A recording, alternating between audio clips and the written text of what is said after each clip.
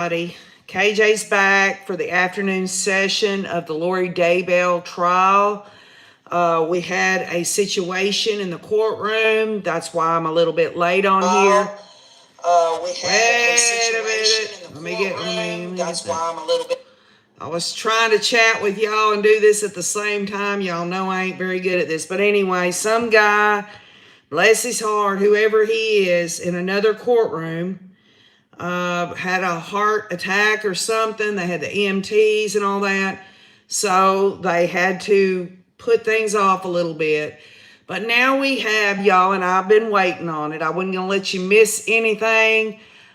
We have the prosecution now is calling a Scott Cowden to the stand.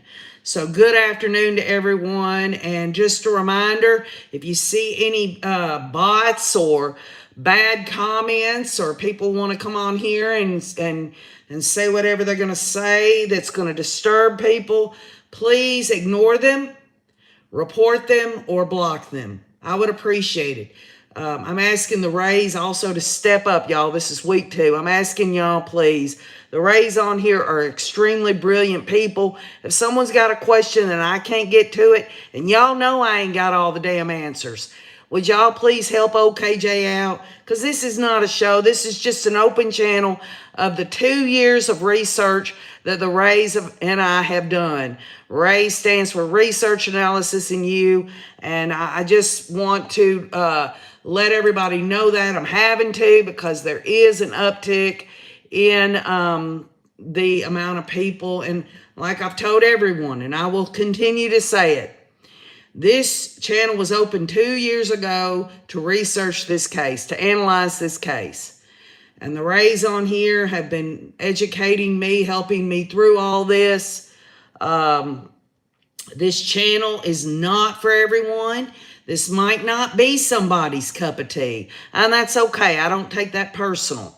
Okay? But what I will say is everyone is welcome. But this channel definitely isn't for everyone, because some people just, they don't understand that this is not a monetizing show type channel.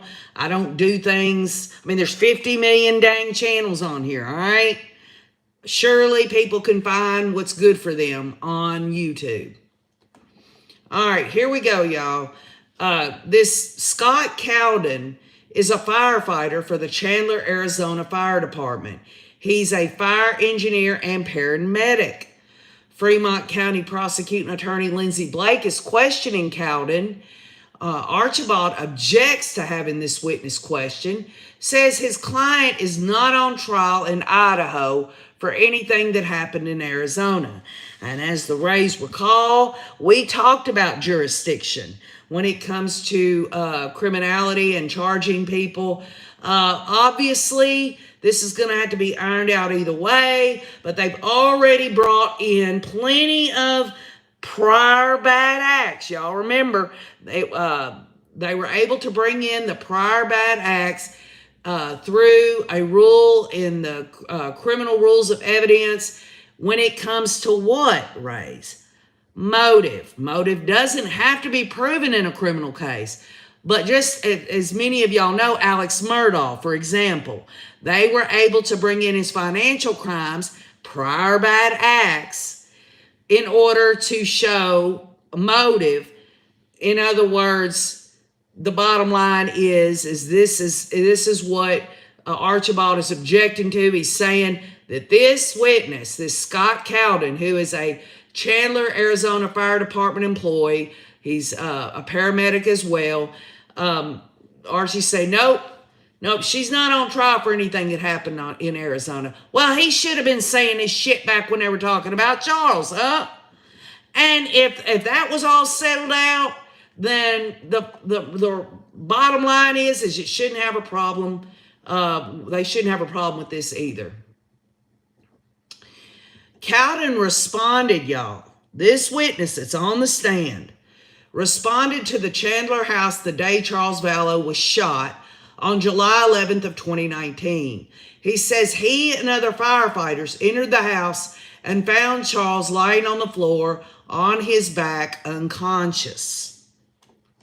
And as many of y'all recall, Alex Cox called 911 and tried to make it out to be like he just had done that. But they have put together, now that they've got a conspiracy to commit murder case on Lori in Arizona, that he waited for a really good while. I think it was like 30 minutes before calling 911.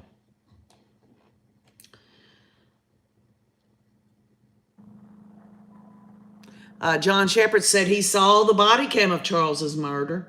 There was body cam out about Charles begging the police to get his wife Lori help. Then you've got the body cam of them seeing Alex sitting on the curb, acting like the back of his head, like actually that little cut there is from a bat from a minor league baseball player who would have damn knocked his lights out if he'd have done that. I think it's all a crock. They ambushed him.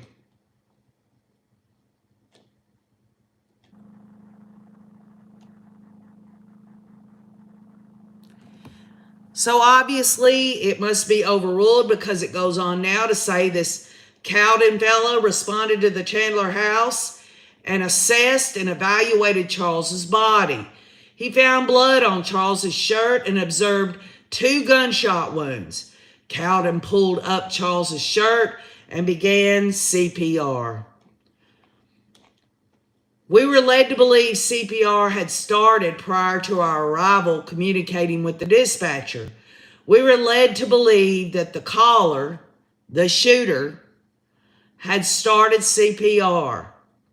Cowden says if CPR had been performed, there likely would have been injuries or an impression on Charles's chest. And this goes to when you have bullet wounds in the chest like that and you're performing CPR, the blood's going to be more.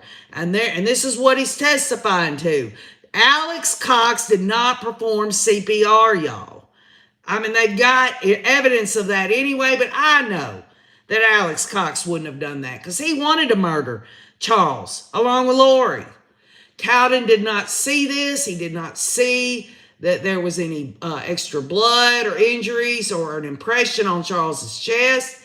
He started his impressions, and he felt a crunch or a crack, likely a cracking of the rib or sternum. And Cowden says if someone had been performing CPR, Cowden would not have expected to feel that crunch. This is a professional, y'all, a professional EMT. In other words, what he's saying is if he heard that crunch, that would have been something they would have heard from the get-go of the first time doing that. And that would have meant that it wouldn't have happened if he would have tried it. So that's important. That's evidence that goes toward the conspiracy to commit murder case in the Lori case against her wanting to murder Charles. And it's important in this case because it shows the prior bad acts.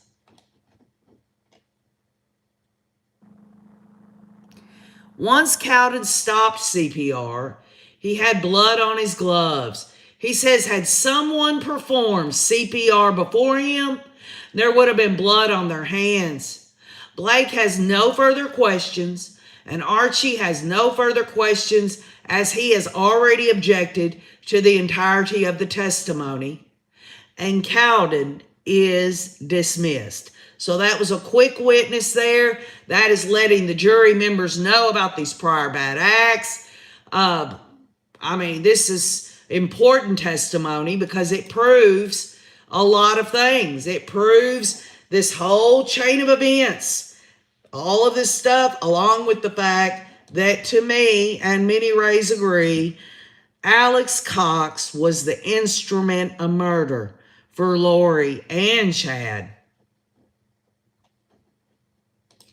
So who's up next? We'll find out.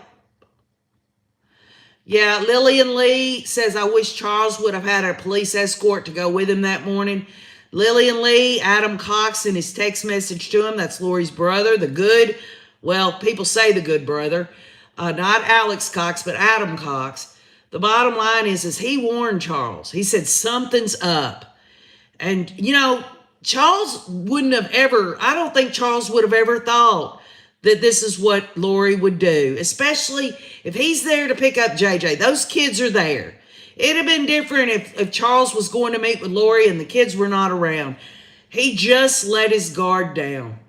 One last time of thinking that maybe things could be normalized. That it wasn't about him wanting to stay with Lori at this point. He was going to pick up JJ for school. He did not know that this would be an ambush. This also is indicated in some of the evidence that the day before Charles's murder, Lori is sending Alex Cox a text message saying, come stay with me. I'm getting sleepy, says this translated being. Give me a break. And Alex Cox brings a gun.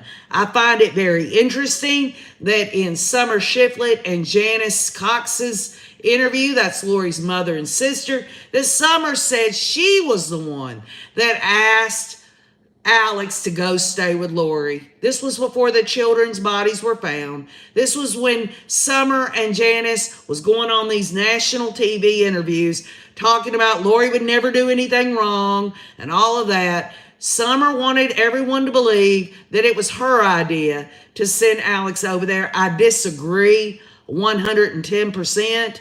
I believe Lori was the one that got Alex to go over there, and Summer was covering for her.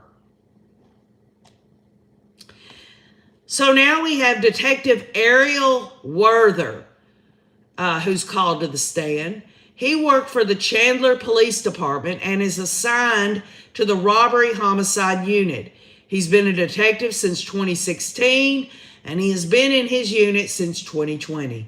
And, it's all fine and good now, y'all, that Chandler wants to step up and really give testimony and all that. But back when all this shit went down, Chandler really dropped the ball on all of this. Had they taken Charles Vallow seriously, we've got body cam. Charles Vallow's telling these police officers, she says she wants to murder me. He's begging them for help. They didn't check into the fact that she was having an affair with Chad at the time. In fact, we've got interview from Chandler Police Department with Lori, where they're saying, well, basically they're telling her how to get out of a mental evaluation.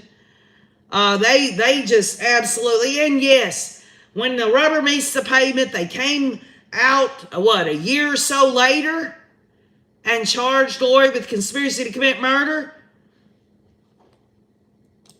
The Rays on here know exactly how I feel about how they handle stuff.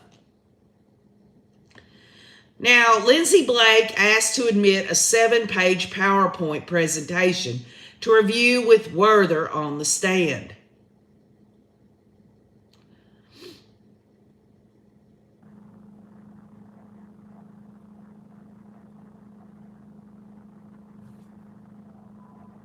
And y'all keep an eye on the chat room. There are other people that are also tweeting in the chat room. The only one that I am dealing with is Nate Eaton. So there are other people on here that know of other sources of someone being in the courtroom who's tweeting out. It's very important that you keep an eye on that. And I appreciate anyone in here doing that. I really do. I wish Justin was still doing it, but I'm sticking with Nate, okay?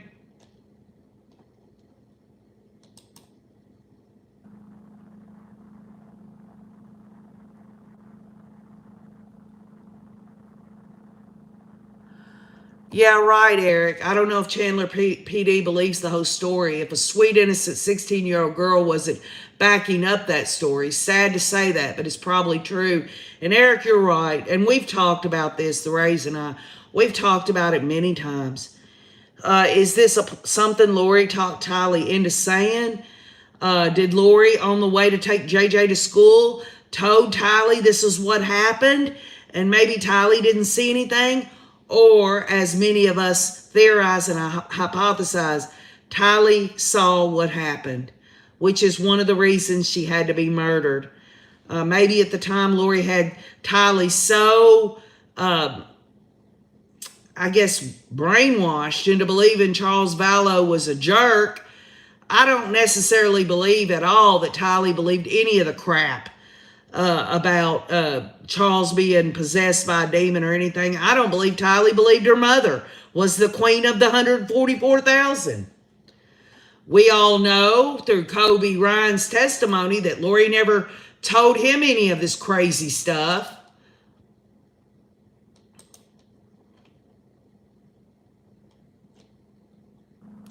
Now, the judge is asking for a sidebar with attorneys. White noise is being played when then Boyce leaves the courtroom. Okay, so we're not sure what that's all about. Kristen09 says, where are you, Kristen09? Shoot, I hate this, I'm not good at this. I do believe Lori told Tylee what to do when they went to Walgreens, etc. She traumatized her. That's a lot of people believe that. Her money, we'll see. These are going so fast, y'all. Defense is taking a day off, says Cindy K. Thanks, let's see, no. CPD failed Tylee too. They didn't give her any real privacy to tell what happened. Lori and Tylee each could hear each other through the wall, so Tylee was screwed, says Cindy. Tylee probably thought they'd get rid of her if she told the truth, which sadly they did anyway, says Jessica K.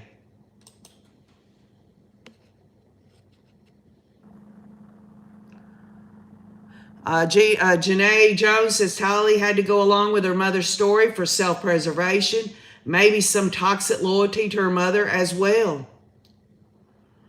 Lori is chatting with Mr. Thomas. Judge Boyce is not on the bench. The state is talking back and forth at the table, says Harriet Crackle. Thank you, Harriet Crackle. Again, y'all, there are many different people that I'm sure are tweeting. I'm sticking with Nate Eaton. So please watch the comments. These people are taking the time out. Harriet Crackle's taking the time out to post this stuff.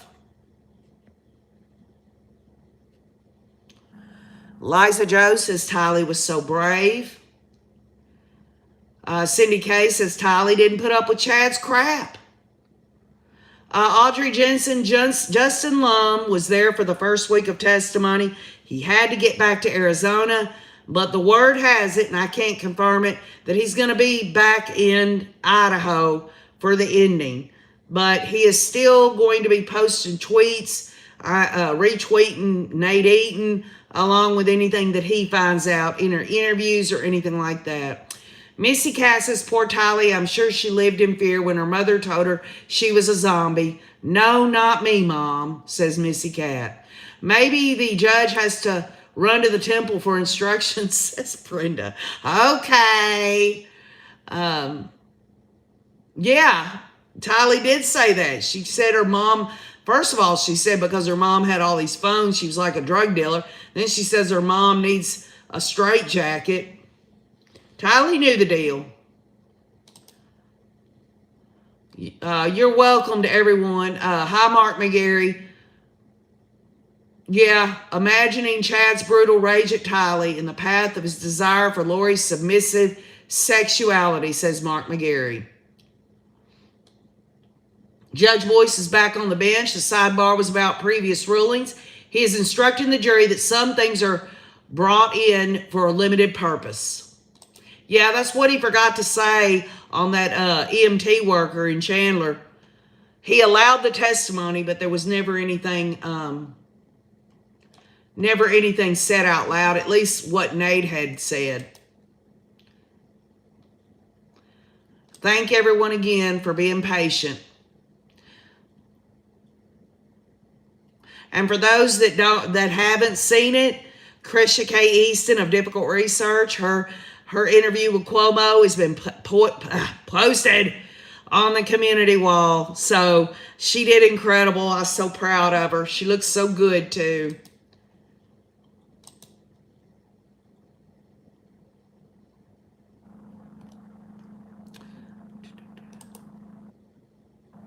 Old Bat Two Cat says, I think Lori was in charge all the way. When it came to her kids, she did. Just as I've told the Rays on here. At any time, Lori could have told Chad. If Chad said, your kids have got zombies. We got to get rid of the zombies. We got to kill the body. All she had to do was say, Chad, no. I got my own revelation. The kids are going to be fine, Chad. I'll send JJ with Kay. I'll send Tylee with Kobe. Whatever. Lori and Chad were even Steven on the evil. Boyce is back on the bench. Blake asked to show the witness the exhibit. Archie says he objects, says Lori isn't being tried in Idaho for anything that happened in Arizona. And Boyce overrules the objection. Werther says he created the PowerPoint, and Boyce allows the presentation into the trial. Again, Judge Boyce has instructed the jury that this is about prior bad acts to prove motive.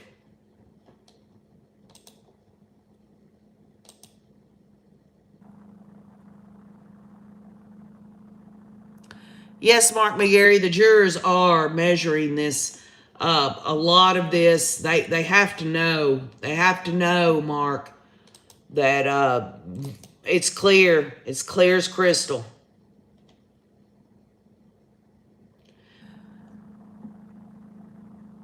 Well, Kel, you say you didn't expect that ruling.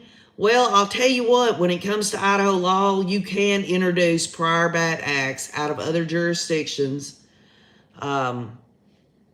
Think about it like this. Hawaii. There's been a lot of testimony come in about Hawaii. That's not in Idaho. You know why?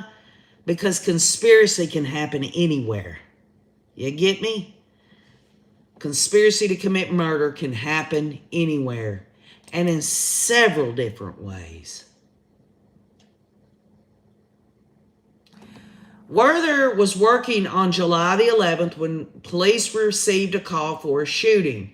He was actually on the sexual assault unit at the time, but responded to the scene. The next day, he spoke with Detective Moffitt, and Werther was assigned to call Lori Vallow. So this Detective Werther was assigned to call her, y'all, as nobody had obtained information about JJ because he was present at the scene during the initial investigation. Well, that tells you everything you need to know, really. Just add it to the other things this damn Chandler Police Department did wrong. Can y'all believe that the day of Charles's murder, which, you know, they went there and Alex told them it was self-defense, they all took, you know, their interviews and all this and that. But then what happens? They leave, and guess what they forget? They forget to collect Charles Vallow's phone. And who had it, by the way? Lori did. Lori had Charles Vallow's phone. These Chandler Police Department investigators, they might have been able to go, you know, try to do what they could and all of that. And then on top of it all, nobody obtained any information on JJ Vallow. You remember Lori and Tylee drove up in that video that we see with Alex sitting on the curb. This was when Lori said, "Sorry, neighbors," and all that. And they separated Tylee and Lori. We saw the interviews of Alex, Lori, and Tylee, but nobody collected information on JJ Vallow. And he was there. Yes, he was probably in the car. He didn't see anything happen, but you can't just, you got to do something, right? When anyone's there, you got to either interview them or at least get information about them. They probably didn't even know he was autistic. Probably didn't even know his date of birth. You know?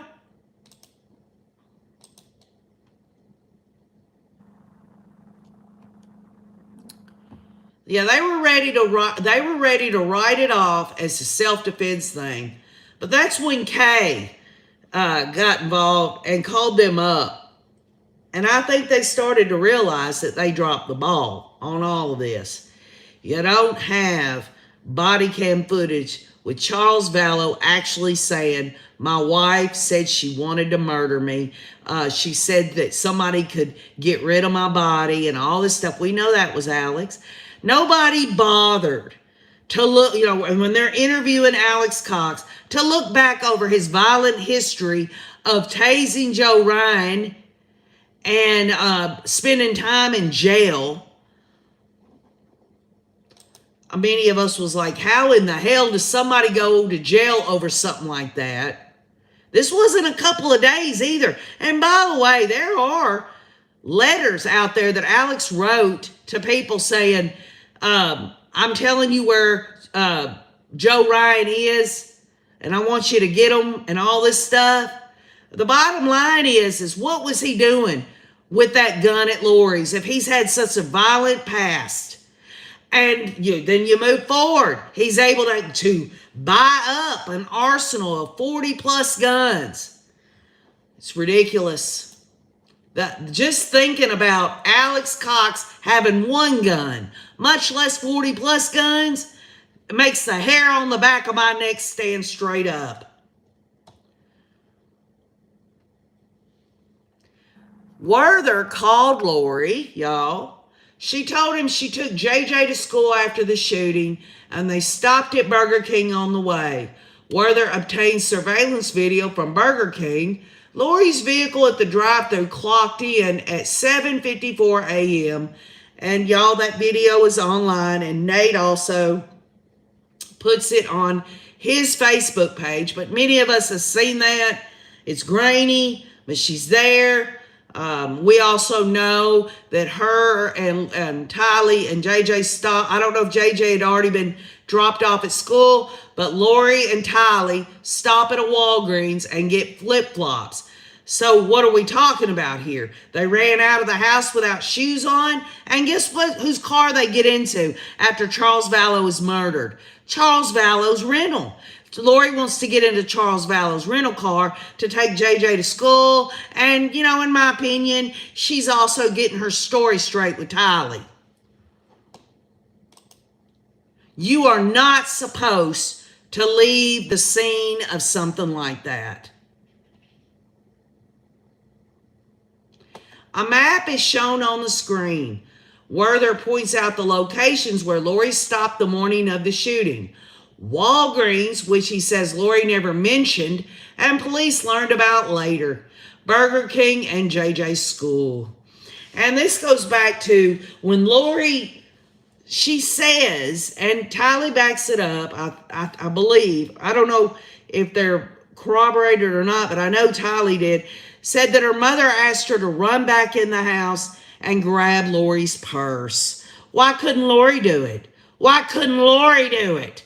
Because she's a damn coward. That's why.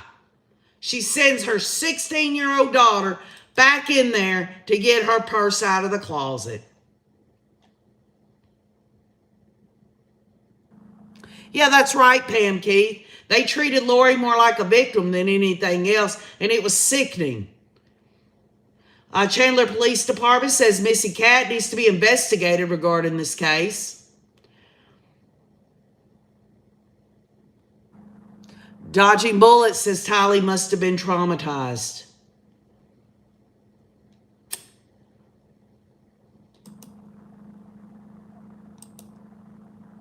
Telling she didn't want a law enforcement to know she stopped at Walgreens, says Cindy Kay. Yeah, Stella F. They called a victim's advocate in to question Lori and interview her.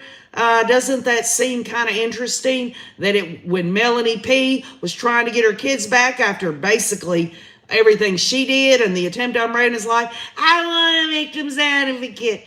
I want a good victim's advocate. Give me a break. Melanie P., Lori, the rest of these cult members, that's what they know how to do. Play the victim. JJ attended school at Lawrence Academy. Werther says he evaluated the most direct route from the house to the school. It is about 7 to 8 miles away. The 911 call came in at 8:36 a.m. The first officer was on the scene by 8:42 a.m. He captured Lori on camera at the 8:48 a.m. back at the scene. Werther says it doesn't seem plausible that she could have driven back and forth to school with the stops in that short amount of time. So, what is he saying? Is he saying that she took JJ sooner than that, before Charles's murder? Is that what they're saying? Which would even lean more into, if they can prove that JJ was brought sooner than what she's trying to make them think she did, then that shows that she knew Charles Vallow was coming over to the house and JJ was not there the whole time, had already been taken. Maybe? Am I mistaken on that, y'all? To distance from the resident for JJ's school is 7 to 8 miles, says Harriet Crackle. Shelley Bell, Loveless, you're right. They used Alex for their personal hitman. Sadly, his ego ate it up. I couldn't have said that better. Yeah, that's right, True Court and Crime Junkie. She had Charles's rental car. She sure did. I'm just trying to figure out what they're trying to say here. I'm going to have to look at this when it all sinks in. Emily, what are they saying? What are they saying in this testimony? Because I can't seem to get it wrapped around my head. Angel Dahmeyer says that they wanted to make sure Charles could not be helped. No, Missy Cat. Charles Vallow came to Lori's to pick up JJ for school.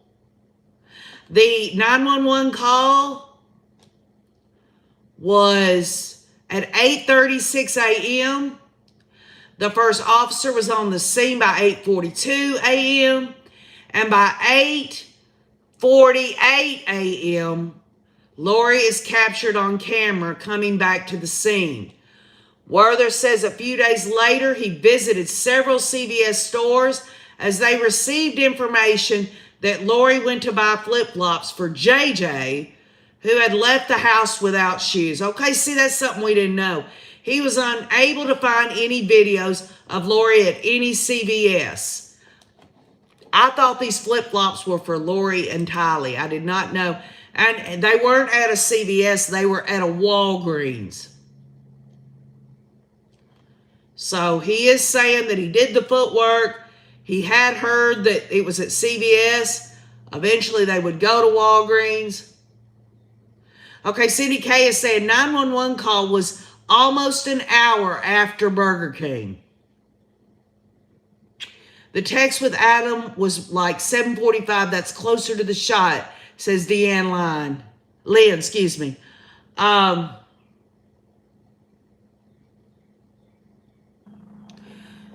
Y'all, I'm going to have time to absorb this information, this testimony. When we get together this weekend, the Rays and I, we'll get it all worked out. I'll be able to absorb it better. This is all just coming out now. Okay, it says Werther analyzed location data on Charles Vallow's phone, which Lori apparently took with her after Charles was shot. The data shows Lori shopped at Walgreens, not CVS, and recorded her visit to Burger King. Interesting. Very interesting.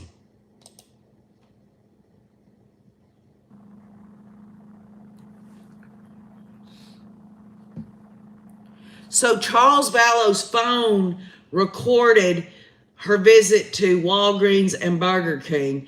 And had it not been on Charles Vallow's phone because Lori had it, they might have not ever been able to put this timeline together. That makes her and Alex guiltier than hell, because Alex made it out to be, when he called 911, that it just happened.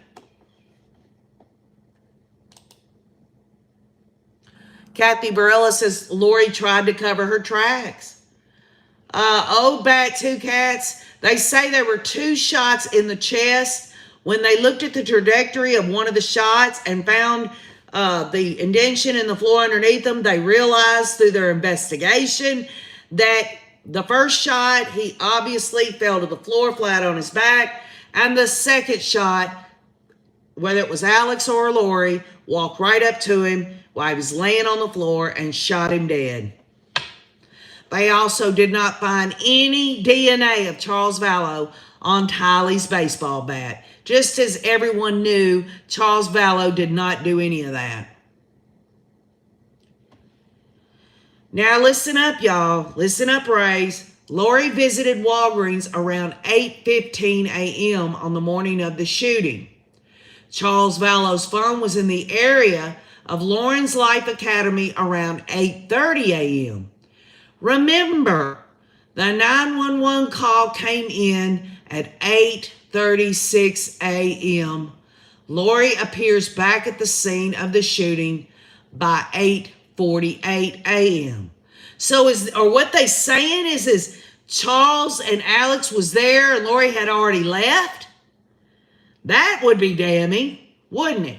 The whole bullshit story about how Charles went in there and started a fight because Lori took his phone and all of the stupid stuff that they said in their interviews wasn't true. When police arrived at Charles Vallow's house, they never saw his phone and it was never recovered on his body. And this is when Lindsay Blake has no further questions.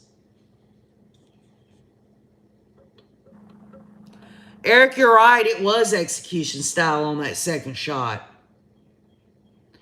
I believe Miss DMC, I think you're right. She left after all of that. I do. I really do. To me, no matter how it was happened and everything, it was ambush. Make no mistake, Mark McGarry says with control of the phone, stuff could be deleted. And that's a good point, Mark McGarry. The bottom line is if they do the phone forensics on it, they could see what was deleted on that. And just remember Alex Murdaugh, in his trial, he started deleting stuff off his phone. Okay, y'all, Archie's up. Archie will cross-examine Werther. He asked the detective who made the 911 call. Werther responds that Alex Cox made the call. Werther says he never spoke with Alex, but other officers did. And guess what, y'all? I'm not saying Archie's a good defense attorney, but he could sure poke holes in this investigation because Chandler screwed it all up. They're going to get a bird's eye view if Archie's halfway of a decent defense attorney. They're going to get a bird's eye view of what a defense attorney's going to say for Lori if she goes on trial for conspiracy to commit murder on Charles in Arizona, because I'm telling you, we don't want to see it this way, but the bottom line is Chandler screwed everything up.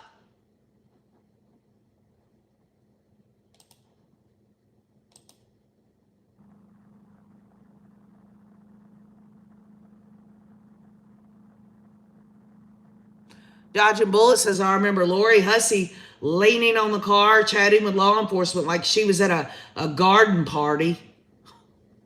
Miss DMC said, can y'all imagine Mark Means in this courtroom? Oh, Lord, y'all.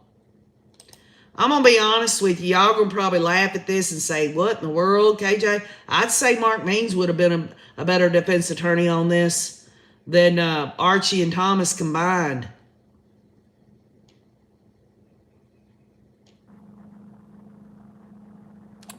Archie asks who else was in the car with Lori at Burger King, and Werther says he is not sure, but there was someone in the passenger seat according to the surveillance video. Werther says he understood two people were with Lori, presumably JJ and Tylee.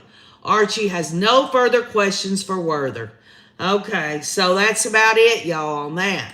We don't know if they're going to have another witness come in. There was 30 minutes of today's trial time that was taken away over some man having a heart attack in another courtroom. I don't know if the judge is going to make up for that or whether or not he'll continue. He'll add extra 30 minutes on today or what. But as we speak, in Idaho time, it is 1:36 in the afternoon, and they usually go to about 3:30 p.m., okay? So we are going to hear other witnesses.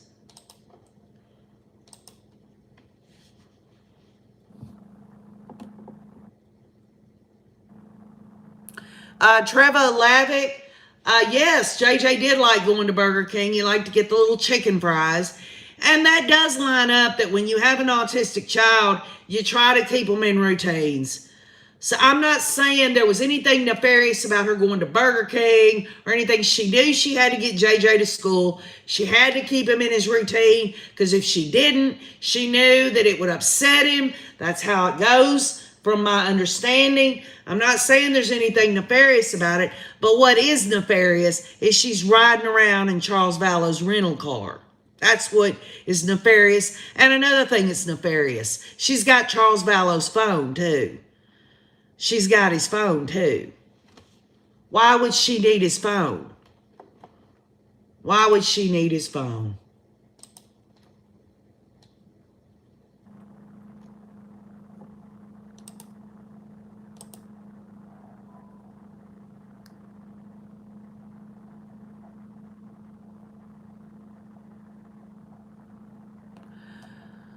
Is that what? Now, I don't remember that. I don't remember any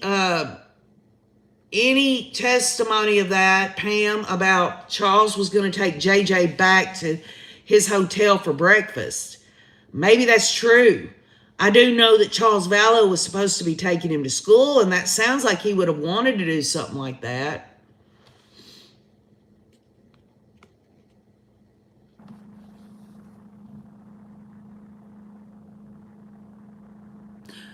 Mark McGarry says there could have been unknown cult members around in that area. Well, if you'll recall, Mr. M, when Lori decided to take all of Charles's things and hide his truck and all that, Melanie Gibb helped her, right? Well, isn't it kind of strange that Melanie Gibb, that day when Charles had Lori's phone and she showed up over at Lori's thinking it was Lori texting her, and Charles was upset and crying, and Melanie Gibb, being the crazy, stupid woman that she is, she leaves there, and guess what? She's just going down the road, and all of a sudden she sees Jason Mao. What a coincidence, huh?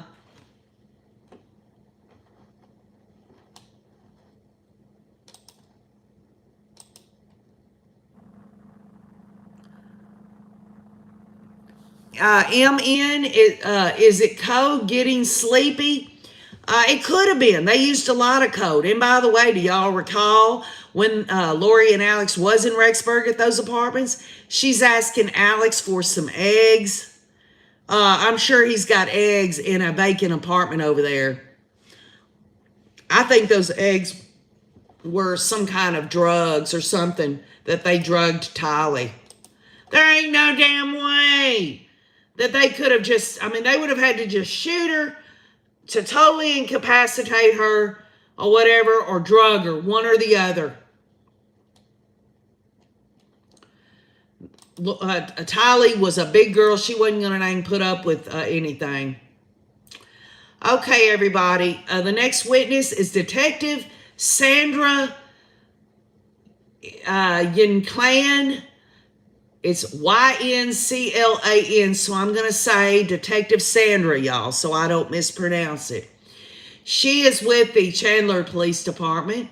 She has been working for the department for 22 years and is a detective in the Robbery Homicide Unit. She's been in the unit since 2009. Oh, I believe it, Janae Jones. Tylee to beat Lori senseless. But here's the sadness about it. Tylee loved her mother so much. But we're talking about Lori's telling Kobe in a jail phone call the kids knew what was happening. I guarantee you, they wasn't going to let Tylee know you're fixing to die. They did the cowardly crap. That's what they did. Because anyone facing death, whether they love someone or not, it's that fight or flight kind of stuff that goes on. The adrenaline gets pumping.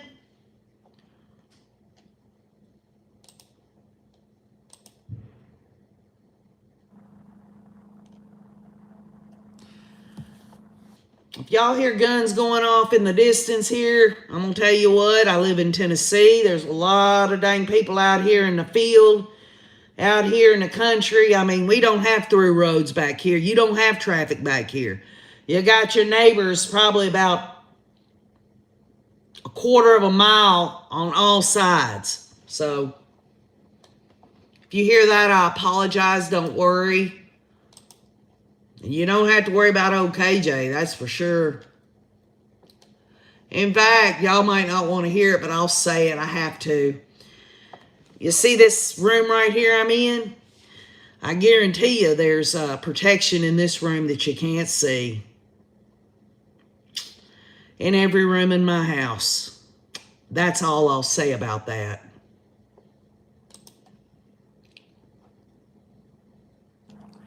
We're waiting to hear more about this Detective Sandra from the Chandler Police Department. Maybe this was the woman who interviewed Lori and Tylee. I don't remember the name. Is she a victim's advocate? The victim's advocate would be an officer with that department, I would assume.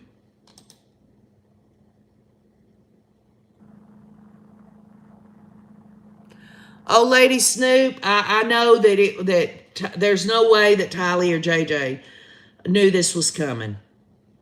I mean, other than to say, they didn't know of the premeditated conspiracy to commit murder plan.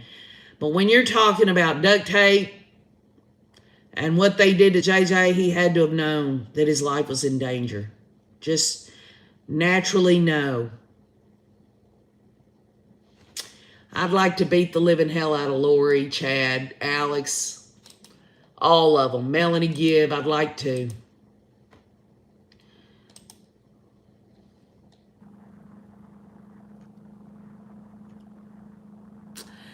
So now, y'all, Archie objects to the detective's testimony as he says this case is not an Arizona case. Boyce overrules the objection, and the reason Boyce can do this, y'all, is this is in Idaho criminal rules of evidence that past acts, bad acts, can be used to prove motive. Detective Sandra was working the morning Charles Vallow was shot. She arrived at the home after patrol officers had established a secure area.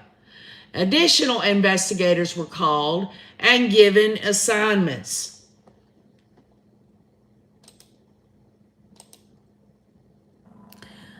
Yes, I do, Sabrina Holmes. I'm right there with you. I wouldn't want to live anywhere else in the world. There ain't a mansion or anything. I love to visit the beach and all that, but visiting somewhere, you actually you're more grateful that you get to visit there. I would say after a while, you'd be just like, I want to go home back to Tennessee. And that goes for anyone on here that lives in your home state or went into a state and spent any amount of time really and feel like in your heart of hearts that's your home. There's no place like home. Just as Dorothy on Wizard of Oz, there's no place like home. And you know it. It's a feeling deep in your heart.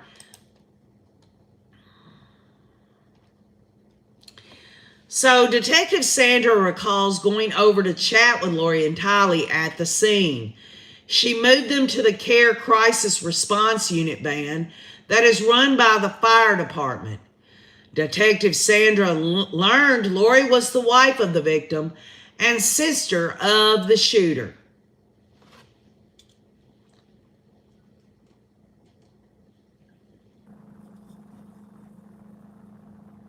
Liza Joe is asking, wondering if Tammy knew that Charles had been murdered. I'm sure that word got back to Tammy about a lot of things. We'll never know if she found out about the affair through Charles Vallow sending those emails. There was never any evidence that she'd read them, deleted them, or anything.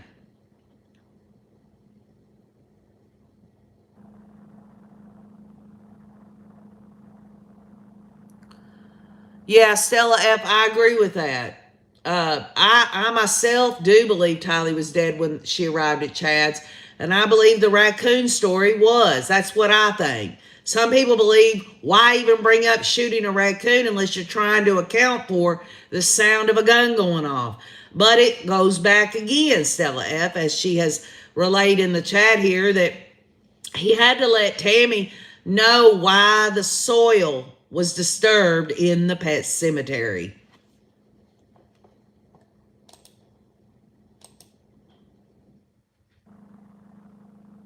Old Lady Snoop, you're right. I believe it. Chad is absolutely a modern day Charles Manson.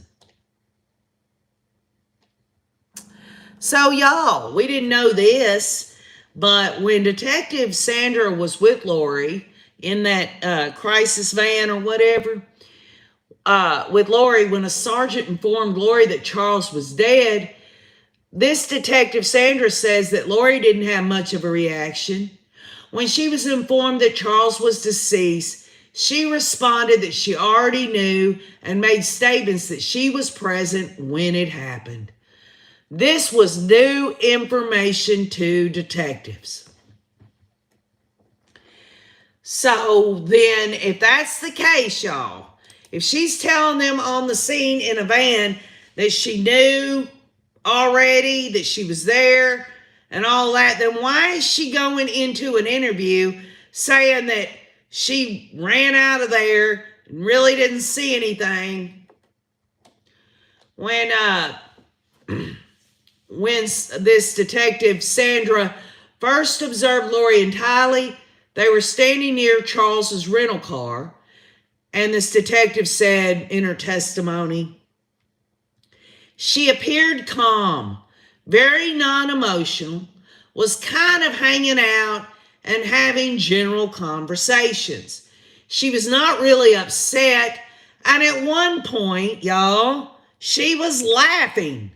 Just as Lori laughed on the phone, y'all. What we heard yesterday, Kobe is heartbroken and absolutely destroyed. And he brings up that Lori has committed pure blasphemy, and Lori's laughing. Lori needs her ass stomped. That's what Lori needs. And I hope she gets a good beating in prison.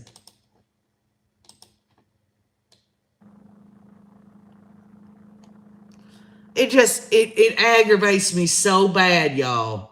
Hi, Amazing Lynn. It just absolutely throttles me to know that these people, it's one thing to murder somebody for money or for even for this bullcrap cult mess. It's one thing to do that. It's the way they acted afterwards. It's scary, really. It points me, even though I'm not a professional, to the narcissistic, psychopathic nature of all of them. Their weak-minded, crazy-ass whole existence.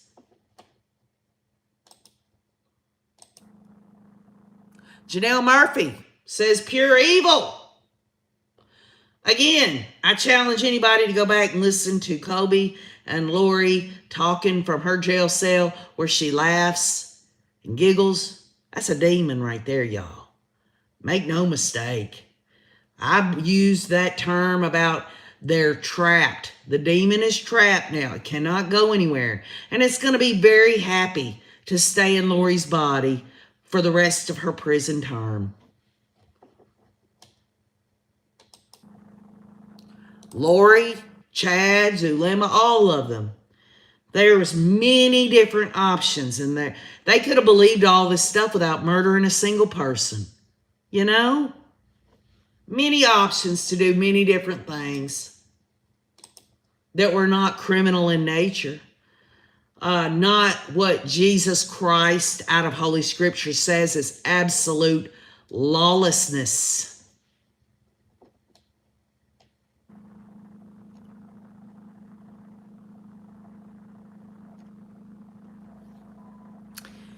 Detective Sandra was assigned to do follow-up, extensive interviews with Lori Vallow and Tylee Ryan. The interviews were not done on the scene, but Detective Sandra drove Lori and Tylee back to the police station in the Family Advocacy Center. This detective on the stand says that they try not to talk on the way to the police station to preserve the information for interviews, but on the car ride, y'all, this detective says Lori was calm and not upset. Lori spoke with Tylee about school and her future plans.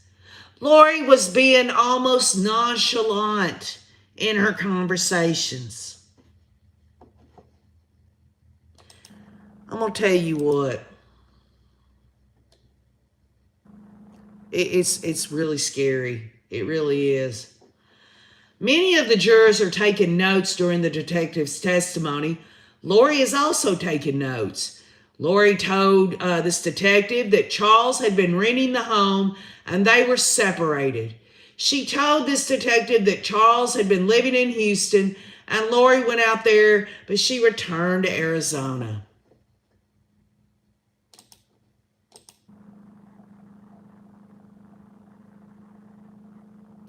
You are correct, Daisy. Lori is pure evil. Glad you're here, Sharon Broadbehead.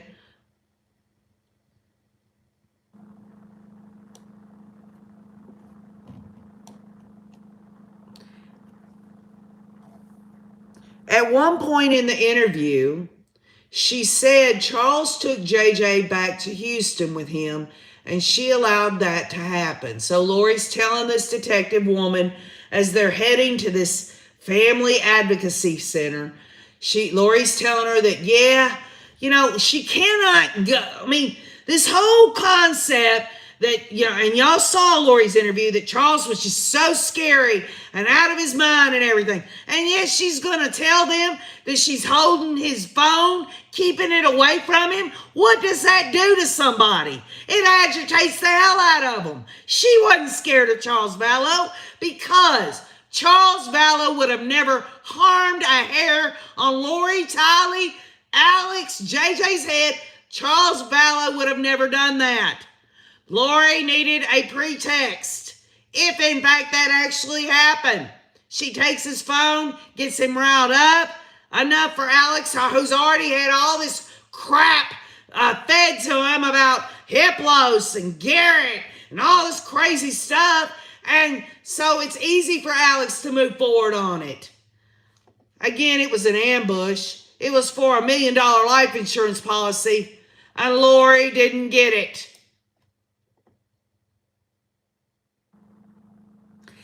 And this goes to the point, and it can't get past a juror, that if Lori thought Charles was such a bad person, if Charles was doing all these things, and if Lori in her belief system thought he was a demon possessed with whoever the hell Charles was supposed to be possessed with, why the hell?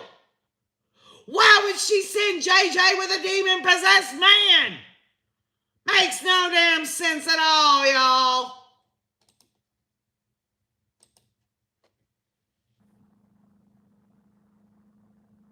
Right, Margot Jones. Who was at the pool party? Let me tell you something. They got dang police reports where Lori's telling Zulema and them back there, and Alex is talking about Charles had way more superhuman strength because he was possessed. Give me a break.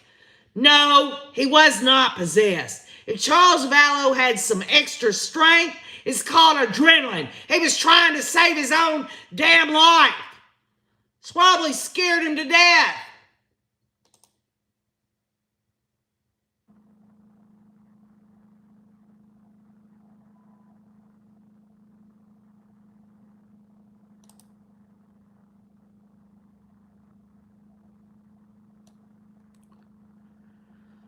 We're waiting on an update, y'all.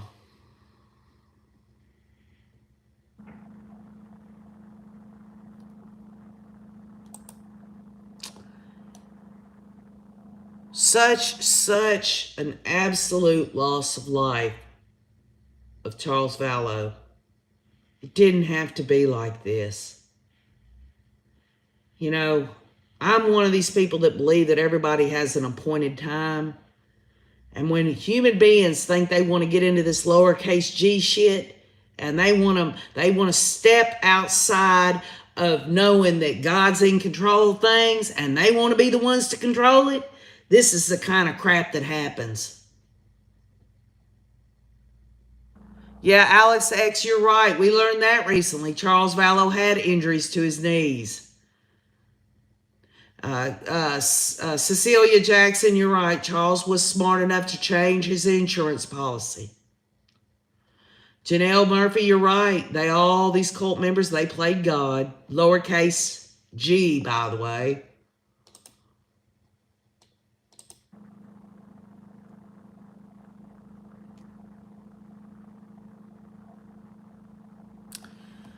So this detective that's on the stand right now, y'all, says that Lori told her Charles arrived at the house a few minutes late, and she had JJ ready for school with his backpack. Now, let's just keep this in mind.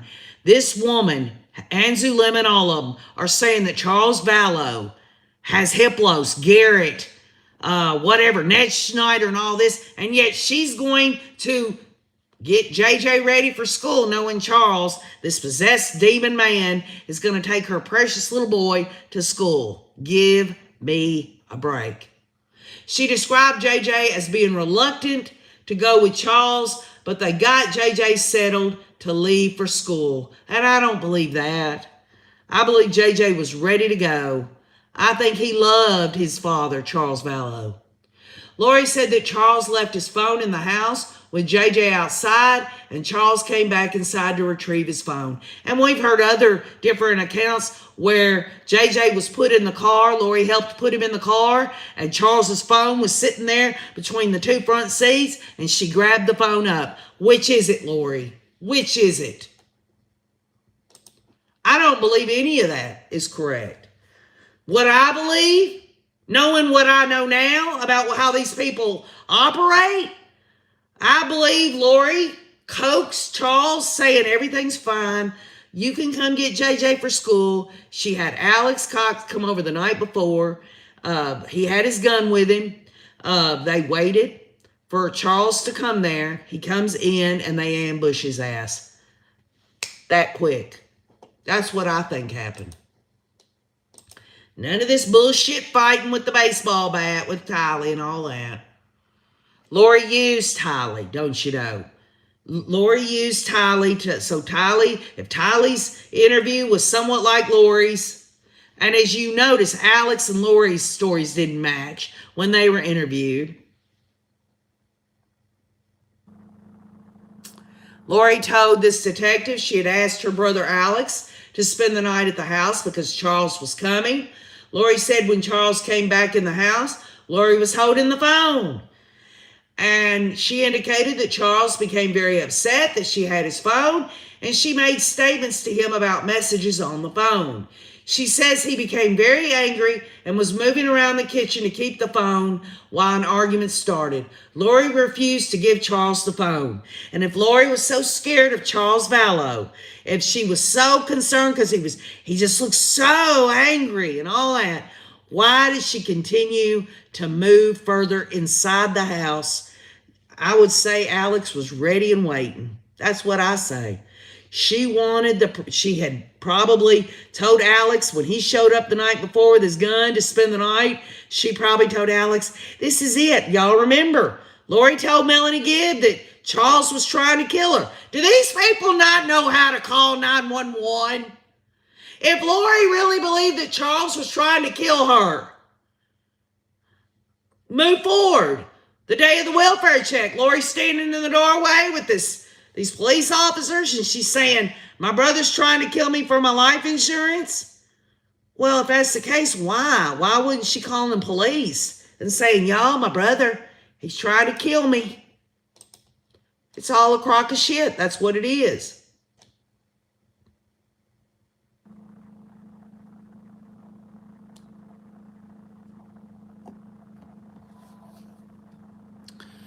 Tylee came out of her room with a bat, and Lori said Tylee was prodding at Charles in defense of Lori. Charles ended up taking the bat from Tylee. Lori said Charles was extremely angry, and Alex then interceded behind Charles. Alex grabbed Charles and pulled him backwards. I guarantee you this.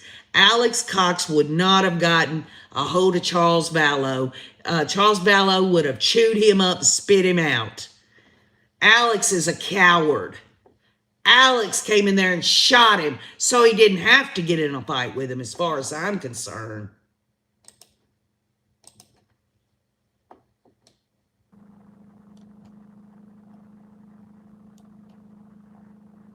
A physical altercation ensued, according to Lori, between Alex and Charles.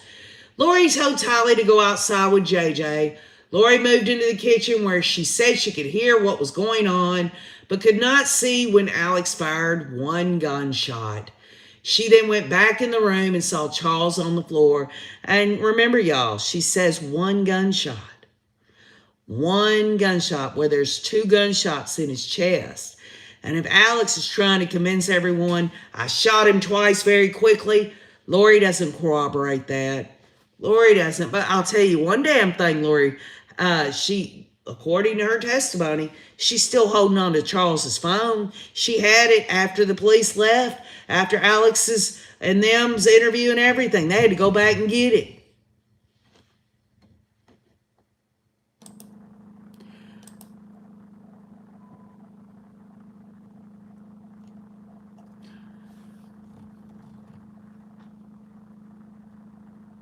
Lori said she then went outside where JJ was coming back toward the house. Lori put JJ in the car and they left with Tylee to take JJ to school. Charles's phone was eventually recovered from Lori and Alex in Charles's rental car. So just think about that. Keep that, put that in mind. They're still driving Charles Vallow's rental car around after they've murdered him. Lori told this detective they left the house, went to get some chicken fries and Sprite at Burger King for JJ, took him to school, and then returned to the house.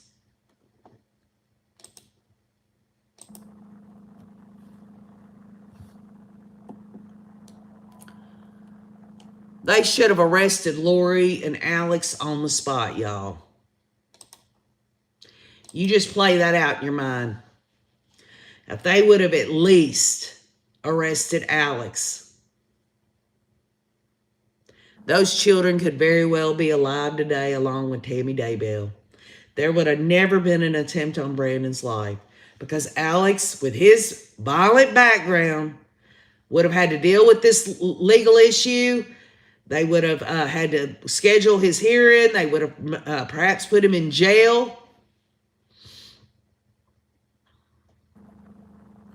It would have at least, y'all, slowed things down long enough for somebody, anybody, to call the Department of Children's Services on Lori because her brother's over there shooting people.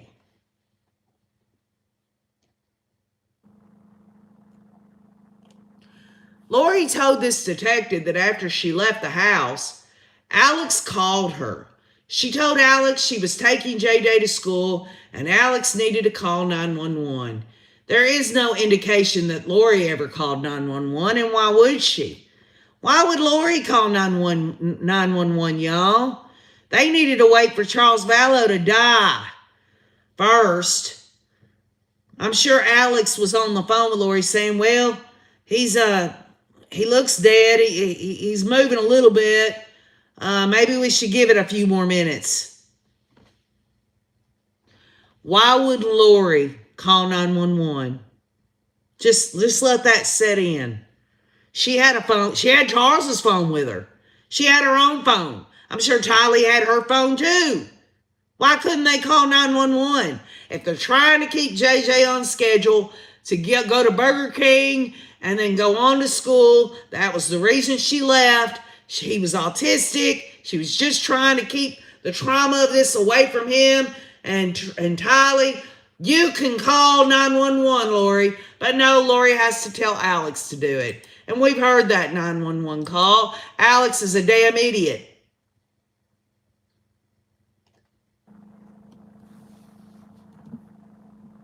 Yeah, Janelle Murphy. Lori had to appear to be busy. Harriet Cackle says Lori is not wearing a stitch of makeup today. Well, that's interesting, Harriet Crackle. Excuse me, Crackle, not Cackle. I bet that's some scary stuff.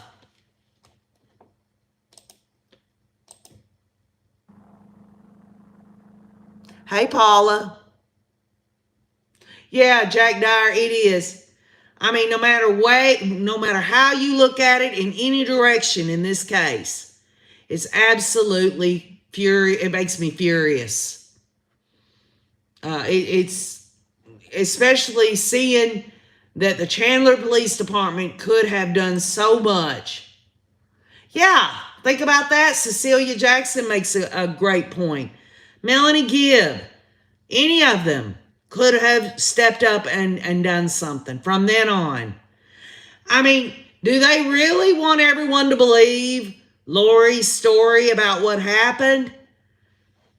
If you throw in the components of her talking to Melanie Gibb about life insurance and how Charles is possessed, and how the same day, y'all, that Charles is being murdered, you got Zulema over there in the temple spending all that time trying to get rid of Hiplos. Give me a break.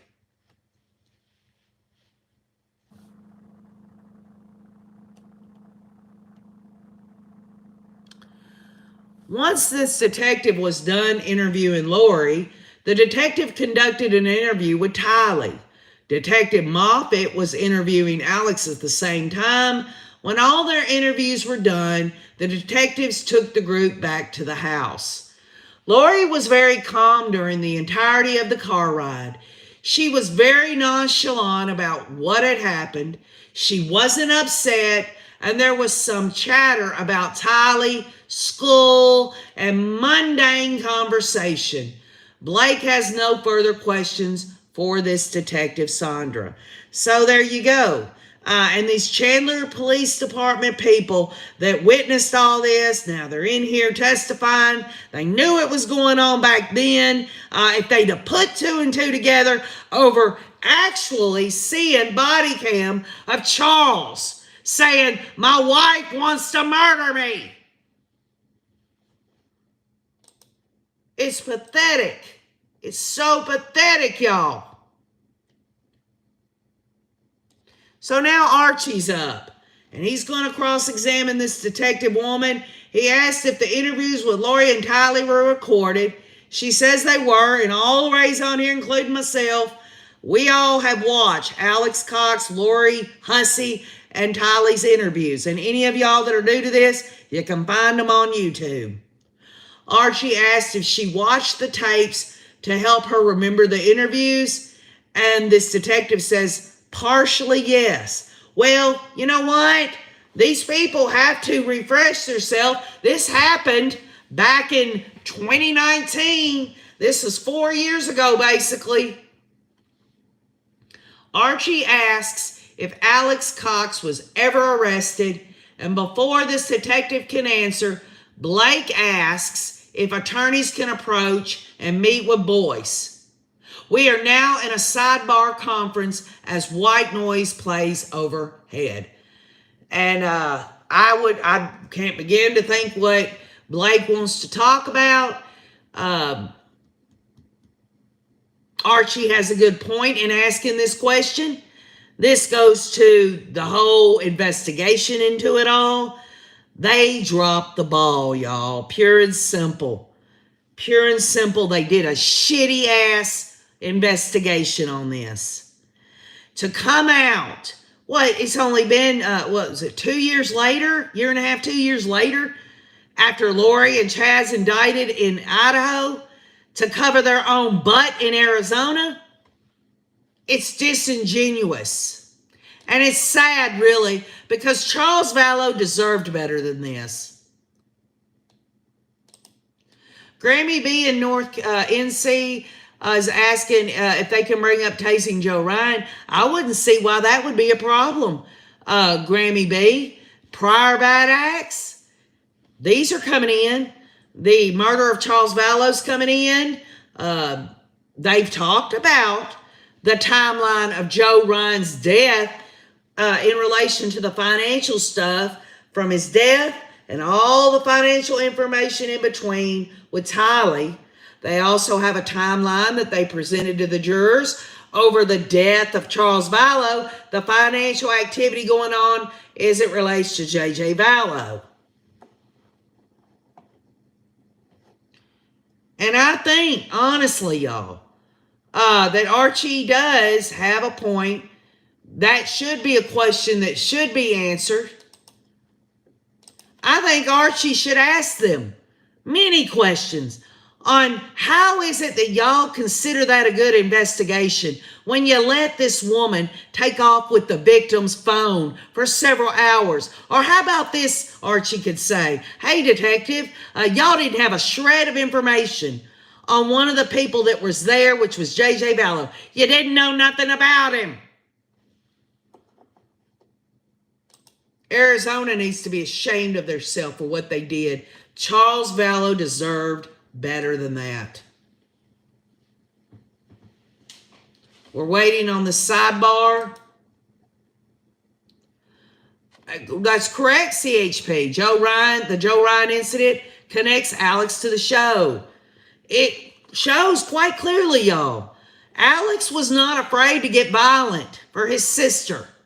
Then you throw all this crap on top of it, now that Lori and Chad are together, the blessing and all this stupid stuff. Alex was in it up to his damn chin. You're right, Janelle Murphy. They did. They let Charles Vallow down.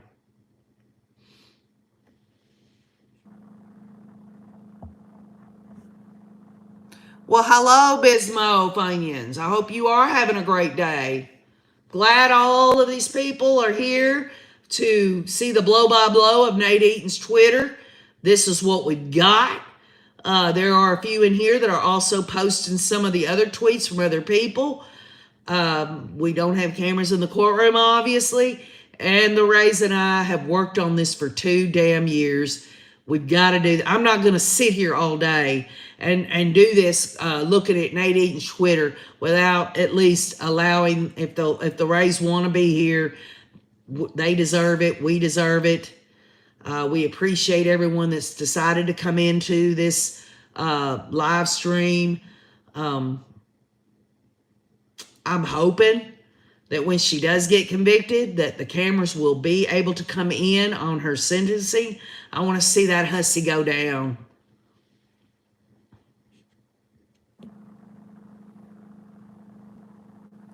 Marilyn Landis says, I never thought we would even see a trial for Lori. And there was a time, y'all, that we didn't even, when we started working on this case, the Rays on here, when we started, there was not even a trial date in sight. And in fact, we started out like, a lot of us was like, can you believe this? We all thought the kids, there was no way those kids were murdered in our own minds. We just couldn't wrap it around our heads that a mother would do this. And then as the empirical evidence started coming out through police reports, interviews, judicial proceedings and such, we stuck with it, didn't we, Rays? Didn't we?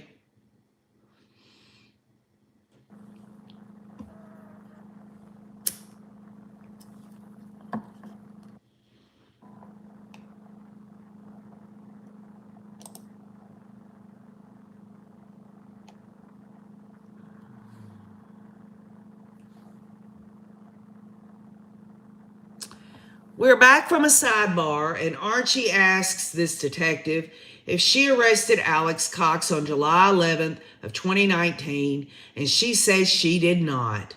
Archie asks the detective if the argument reported between Charles and Tylee and Lori and Alex was consistent among all the interviews, and the detective says it was consistent.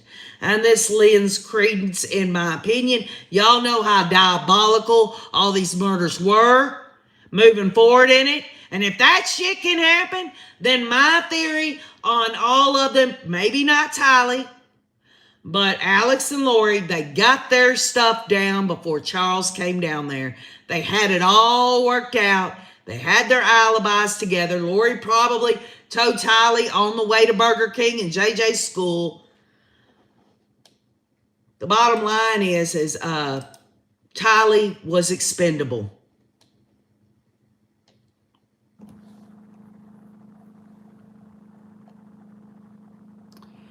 Archie asks this detective if there's a correct or incorrect way to act when your estranged husband is shot, and she responds that she doesn't know if there is a correct way to react to any death, but it left an impression on this detective about how unemotional Lori was.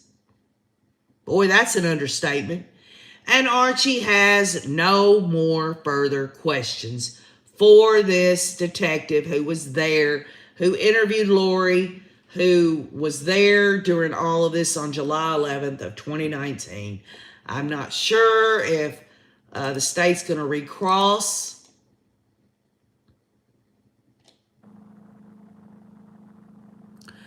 Jean Marie, that's true. Alex and Lori's stories were not consistent in some areas. And I will say this, though, Tylee and Lori's stories were consistent.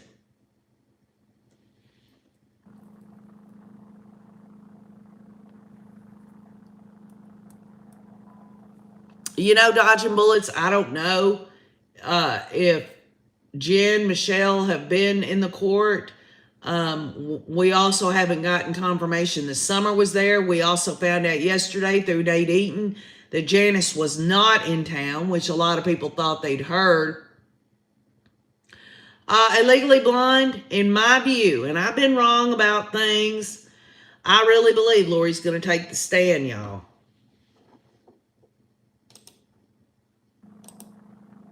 Not today, but you know what I mean.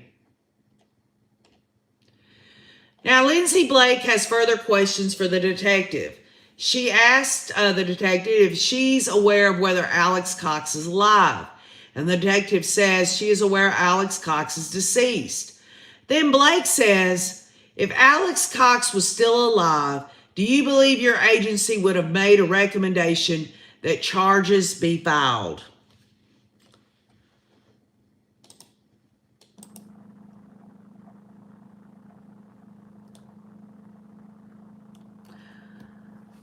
If Alex Cox was still alive, y'all, he would have been charged with Lori and Chad for everything that Lori and Chad's conspiracy to commit murder.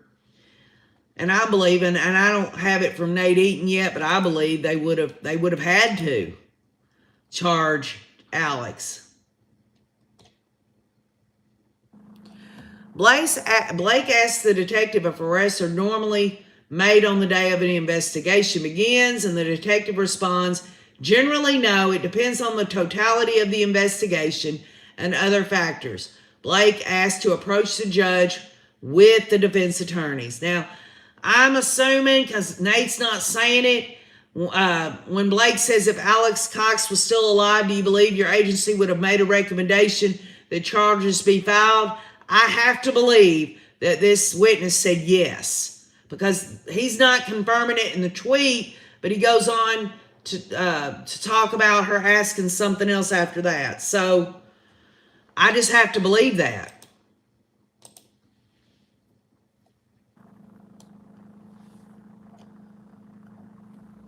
And as far as this detective saying that it depended on the totality of the investigation, I mean, if for nothing else, y'all, manslaughter, anything,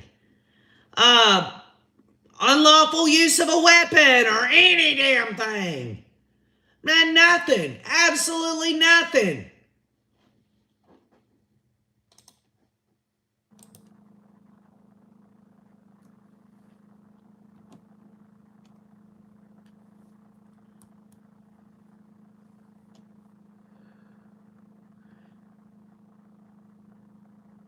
Oh, well, they did clarify when I told y'all about the question about whether Alex Cox would have been, uh, would charges have been filed on Alex if he was still alive.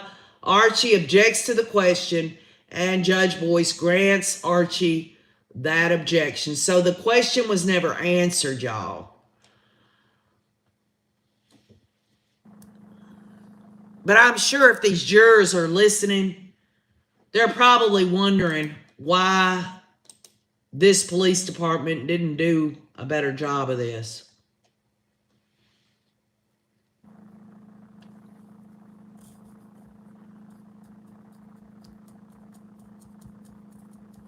That's right, Eric. They were incompetent. It stinks like a cover-up. If they have done their job, we wouldn't be watching a trial in Idaho, says Tracy Dale in Tracy's opinion there. John Shepard says Alex did the killings. I think Ryan is related. I don't think they dare bring it in for appeal reasons, says Deanne Lynn. Yeah, Trace on the case. It does make a person want to scream. Curly Shirley. Right, VC. No gunshot residue test performed. I'm telling you, Archie could have picked this apart. It's interesting, is it not?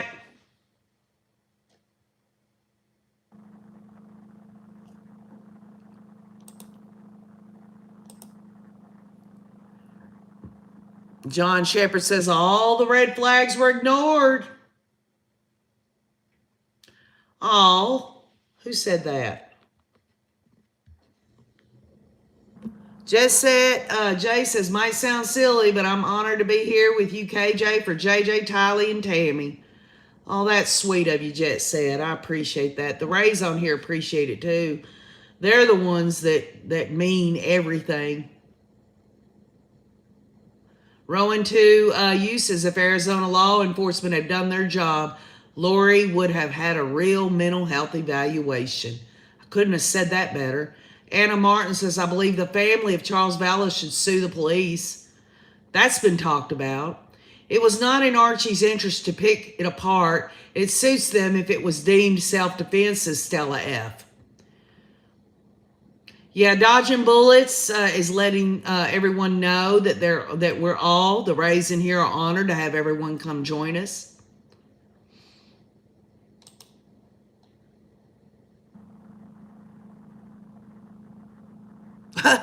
Kathy Barilla says, yeah, Lori's going to take the stand and incriminate everyone involved, even her niece, Melanie Pulowski. Wouldn't that be nice? Okay, so Blake says she has no further questions for this detective. The detective is excused, and Boyce calls for an afternoon break. So we're waiting. He's not calling it a day. It's 2:24 in Idaho, 2:24 p.m. They usually let out about 3:30, so we're looking at about at least 45 minutes to an hour's more testimony, unless they come back and say, whatever they say and say it's going to call it a day. John Shepard, right. A lot of great comments today. They were failed. JJ and Tylee was failed by the system, along with Charles Vallow. Hey, Goodwill Squatter.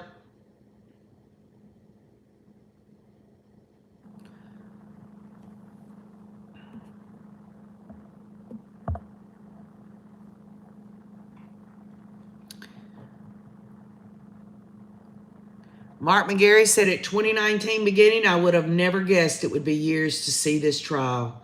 I couldn't agree with that more, Mr. M. But it's here. And y'all have got to know that this is so long overdue for the victims' family members. They deserve to see justice for this. It's so damn heartbreaking to think about the victims' family members, what they've got to go through in order to get justice. It hurts me very deeply. But in terms of the testimony, I think this is so important on so many levels. Believe it or not, y'all, outside of justice, that people can actually see, whether it's through a tweet or the audio. They can't see it with their eyes because there's no cameras. But y'all, this to me, and this is just my view, this is an unfolding of evidence that shows everyone what evil really is. I've said in the past, what is in darkness cannot be hid from God Almighty. In terms of all that, we all have our own belief systems, but I can tell you this, I do not recognize who they're talking about when they're saying Jesus Christ. It must be their own made up Jesus Christ. Because Jesus Christ, the way, the truth, and the life, would have nothing to do with any of this. And God Almighty, and I don't know what they're talking about on all this other stuff. I'm not making fun of other people's belief systems, but OKJ doesn't believe in a heavenly being called, Mother God, and I don't believe in any of that. And for Chad and Lori to call Zulema, a goddess, and Lori's a goddess, and all this other stuff, it's so simple in my mind that the only belief system that I have is to do the best I can under the circumstances of my sinful nature, born in sin, saved by grace, to just do my best to glorify God in any way that I can. And I fail every dang day. But the bottom line is it does make sense to me now that, these jurors have to keep that instruction in mind, that no matter what someone's beliefs are, just because they're not your own, you can't use that against them. And, nothing that Chad and Lori and Zulema and all the rest of them believed really, to me, is the reason they murdered. The fact is, as they cloaked themselves in this BS, they endorsed and espoused religious beliefs for what? For the purpose of murder. They personally made a decision, whether people want to believe that they felt like they're God or whatever, or they thought themselves were gods, that they could do this.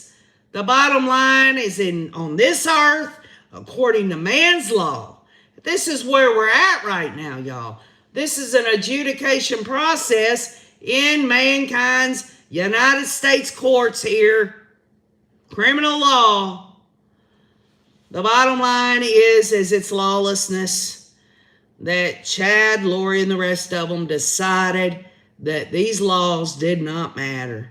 And if they think that life in prison or Chad Daybell facing the death penalty is harsh coming from man's law, they better just buckle up, Buttercup, because when God judges them, it's going to be bad. I've made myself very clear over the last 2 years. My views is that hell, in my view, should it matter if it's the devil's home with a bunch of demons down there with pitchforks, a brimstone, and everlasting fire? None of that is nothing compared to complete and total separation from the Creator God Almighty. That is hell to me. To think that I could not ever have a relationship with my God. God the Father, God the Son, and God the Holy Spirit. We are in an afternoon break. We're not sure how long that break is going to last. Well, Grammy B in I guess NC means North Carolina, but I'll say NC. I didn't hear a lot in the empirical evidence of this belief system where they are discussing that Jesus Christ came here. The Word became flesh and dwelt among us, and we beheld his glory, the only begotten from the Father, that he died on the cross to save the world. We heard Kobe Ryan say that Jesus Christ, the Savior of the world, yesterday, but I haven't heard any of them. They were too damn focused on their own lowercase g glorification, don't you know?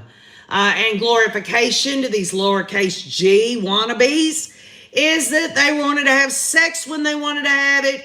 They wanted to defraud the government and other people. They wanted to murder people. They wanted to lie. They wanted to steal. They wanted to bear false witness against their neighbor. They wanted to do the whole shabam.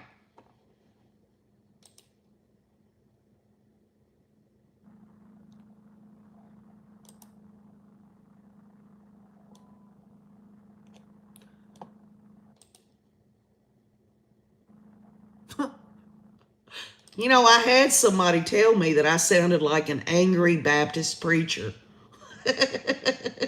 I took that as a compliment. Janae Jones says they wanted to live like gods on earth. Well, I'll tell you what. As Lori is sitting at that defense table, if she's shackled, I don't know if she is today, but I do know she has to go back to that jail cell in Ada County there. You got Chad over there in Rexburg in the jail cell waiting on his future death penalty case. Whether that death penalty will be taken off the table or not remains to be seen. They're getting a good dose of their lowercase g existence, their elitism, the fact that they thought their shit didn't stink. The bottom line is Bubba's probably allowing Chad to know exactly what that smells like, if you know what I mean.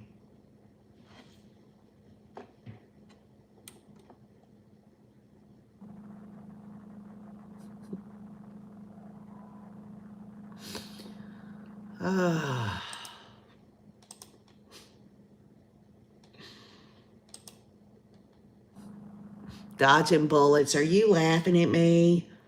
Dodging bullets, are you laughing at me? Jody Allen, are you laughing at me?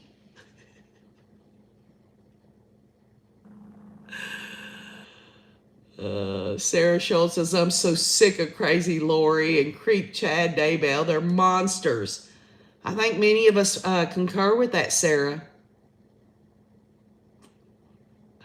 Illegally Blonde says, my kids call me the lewd, angry German. Oh, I love y'all.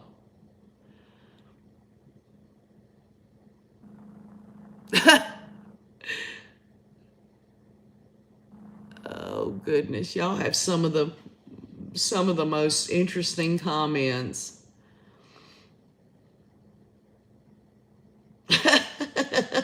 Margot Jones says Chad looks like Fred Flintstone with lighter hair. I don't see Chad getting into one of those Stone Age cars with his feet running on the ground like that.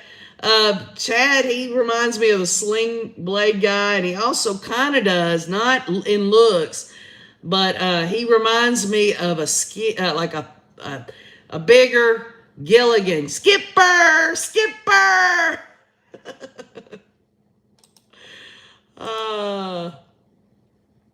Dodging Bullets wants everyone to visualize what Chad Daybell will look like in a bikini.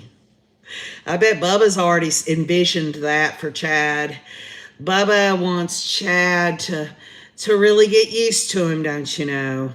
Bubba really, really wants Chad to be his little goddess, don't you know?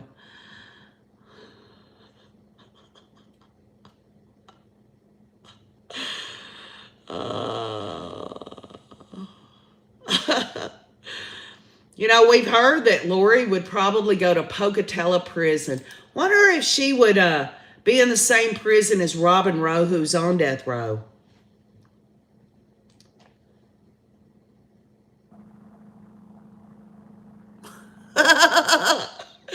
Bubba's going to tattoo nipples on Chad's back. I imagine so. That's that's something I don't think I'm going to be able to get out of my mind. Thanks a lot. I appreciate that. Big Bubba. The sling blade thing kills me. I'm Chad. Bubba's my man.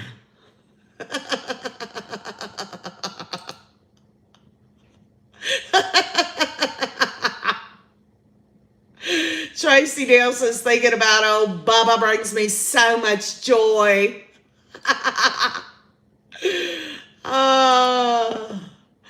Oh, yeah, well, we all know what's going to happen to Lori when she goes to prison. Y'all know it. She's going to step in there, high-stepping it like one of those show horses. She's going to come high-stepping in there with her nose up in the air, and they're going to immediately beat the living shit out of her and calm her down and say, your place. It ain't about it, Lori, that you're going to be able to say, not me. The bottom line is you're Lolo, and you're going to be our little bitch. Yeah, you can be sure of it, y'all.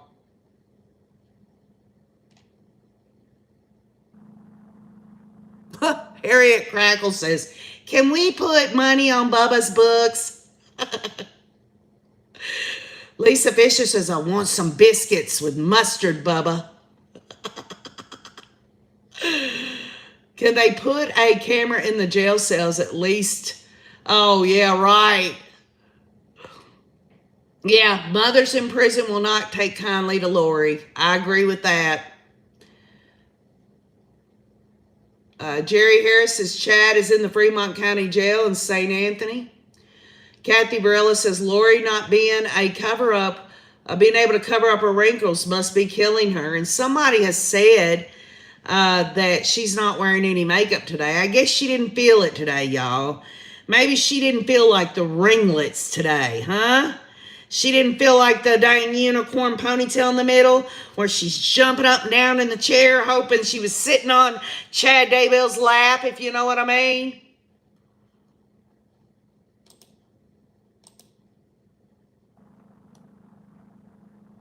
We're waiting. This voice has called an afternoon break. That was 14 minutes ago.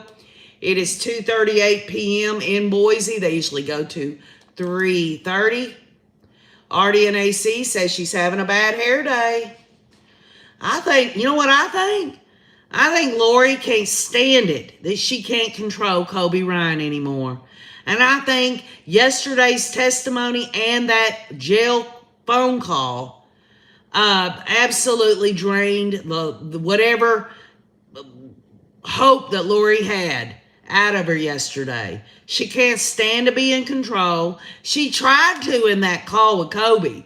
She tried to take control.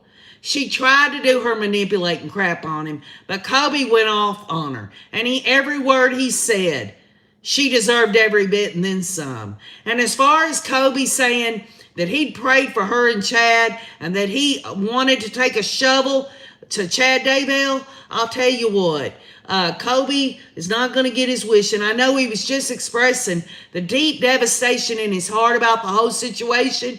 Kobe will never be able to put a shovel to Chad Daybell's head, but I guarantee you, Bubba's going to take his instrument and shove it straight up Chad's ass. All right? I said it. I said it.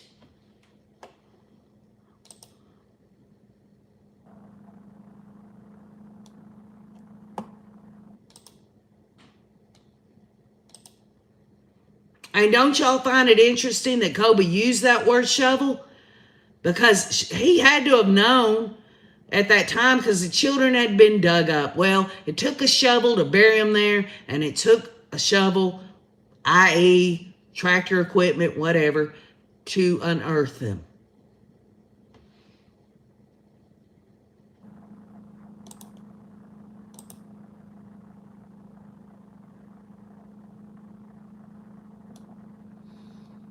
Well, I'll tell you, for those on here that are talking about you get this and that in prison and that Chad and Lori doesn't deserve it. Let me just put this in perspective. I don't give a damn if they get whatever they get in prison. They're never going to be out here in society again.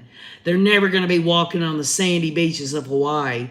They're not going to get to go to Firebirds or Cafe Rio or Del Taco or any damn where they want to eat.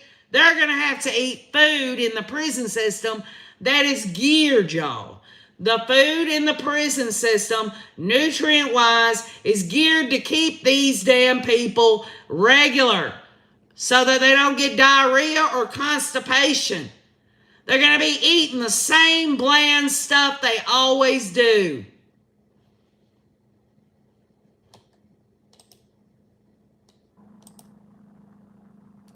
Lori and Chad are going to be pinching off logs in their toilet in the middle of their living room of the cell for the rest of their days. And I guarantee you, they're not going to get any of that super plush, soft toilet paper to wipe their asses with. They're going to get that stuff that when they go to wipe, their fingers are going to go through the toilet tissue. Not to mention, we already knew that back, what was it, a year and a half, 2 years ago, they had some guy in there with Chad, not in the same cell or anything, but some guy had smeared feces all over the wall and created a flood on the floor, or maybe that was Alex Murdaugh, excuse me. So that's an example of Alex Murdaugh. He had a phone call with one of his family members. It was released on YouTube. You think these people that are smearing shit all over the walls and trying to stop up the toilets, that not only will happen for Alex Murdaugh, it's going to happen for Chad and Lori.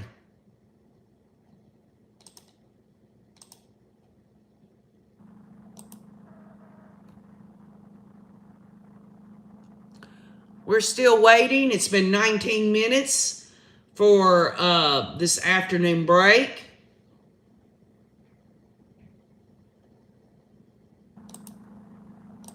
I'll tell you one thing. Lori's going to give Chad some tips on makeup, Marvin. I'll tell you this right now. If there is any way that commissary or maybe a family member of Chad's could get him some of those extra large yoga pants, you know, the leggings, Chad can start dressing for Bubba. That'll be something, won't it? There'll be a few of those cucumbers, the hot dogs in the kitchen and stuff, Lori, the stiffened mashed potatoes that she hides under her cot and shapes it into a certain shape. Make no mistake, broom handles, name it. Y'all, that's reality. That's reality.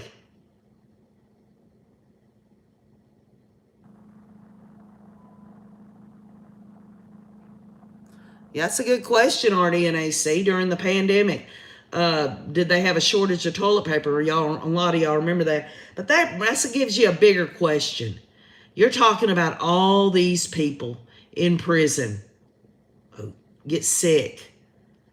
How are you going to get away from all the sickness inside those prisons?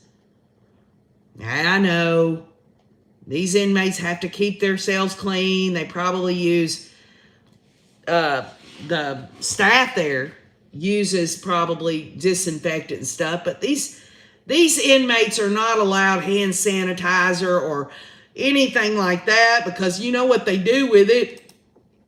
They turn it into stuff that they can get high on and stuff. Now listen up, y'all. We're back from the break, and John Pryor is sitting in front of me and just leaned over the court sketch artist. He jokingly asked that when she sketches him, she should make him 30 pounds lighter and younger. I think when she sketches John Pryor, she needs to get him reaching into his inside pocket for that whiskey flask, because he's a damn lush, in my opinion. Allegedly.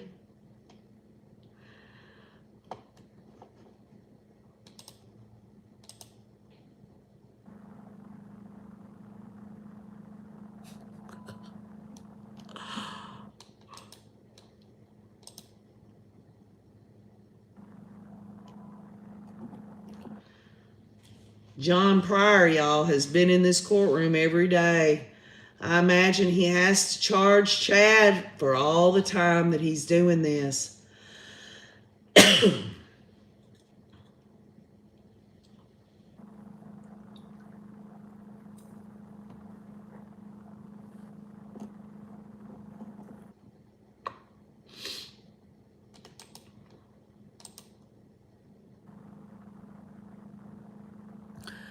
Dodging bullets, I've heard that if Lori when she goes to prison, that she would go to Pocatello prison in Idaho. That's a maximum security prison for people that spend in life. Also, there's a death row unit there.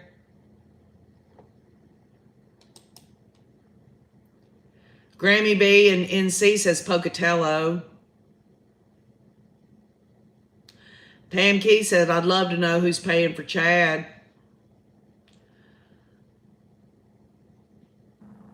Dodging Bullets, thank you for being here today. You've been here consistently, along with Daughter of Scotland and others in here. There's this Crackle lady that I'm not used to who's been helping out as well. I appreciate it. This is an open channel. This channel has no mods. Eliza Joe says, who will educate and prepare the people of AYBELL? What's their future looking like? A lot of circus tents and packaged emergency survival food for sale. Lisa Taglaboo, good thing Chad has his dead wife's life insurance money. Well, just remember, we had a testimony earlier that the last known amount of money in Chad Daybell's account was $4,400. Now, that's not taken into consideration that he might have some cash somewhere else. He signed over his house, Angela, to John Pryor. And his children, I'm not sure which children, it might be Emma, is renting it from John Pryor right now. That is confirmed. That's factual. Yeah, Carolyn A says, doesn't Pryor own Chad's house? Yes. Yes, Miss DMC.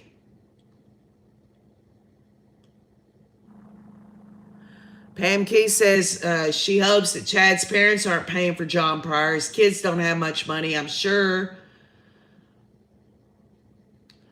Jay Montoya says that maybe Lori took Charles's phone to get the passwords to his accounts. That's a good point. Jax, where did Chad's money go? I'd say on his concubine, y'all. Whatever money he had. I mean, Lori spent money in Hawaii and Chad they had to have both spent money in Hawaii.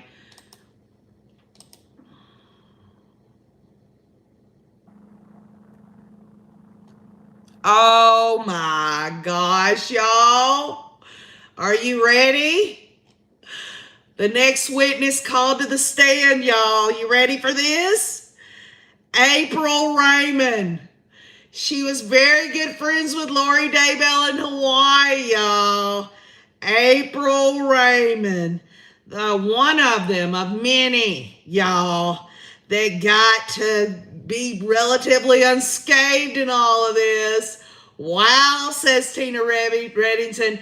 RDNAC says, yay. Dodging Bullet says, can't wait. Sarah Schultz has got the eyeballs rolling there. TJ's Race says, OMG. NF Mom and Daisy and all of them, yay, can't wait. My goodness. Finally, some juicy stuff, says RDNAC. Yes, says Miss Language of Horses, and Sarah Schultz says, let's go. Oh my Lord, y'all. For those that don't know, sweet April Raymond, y'all, the one who could have stepped up. She does admit that Lori was acting so weird and everything. But April Raymond also knew that Lori had children. And if April Raymond thought Lori was going through some kind of midlife crisis, don't y'all think April Raymond would have stepped up and done something? But you know how it is, y'all. Y'all know how it is with these cult members. Oh, Pam Keith, you're right. That's a reminder. According to April Raymond's testimony, Lori approached her and said, "You're one of the 144,000." And April Raymond says, "No, I don't think I am." Oh. But y'all, there's an issue. There's an issue being discussed outside of the presence of the jury. Because guess what, y'all? April Raymond received a Facebook message showing an interview with Justin Lum of Fox 10 that they did with Lori Daybell's cousin. So there's an issue that had not been turned over in discovery, obviously, y'all.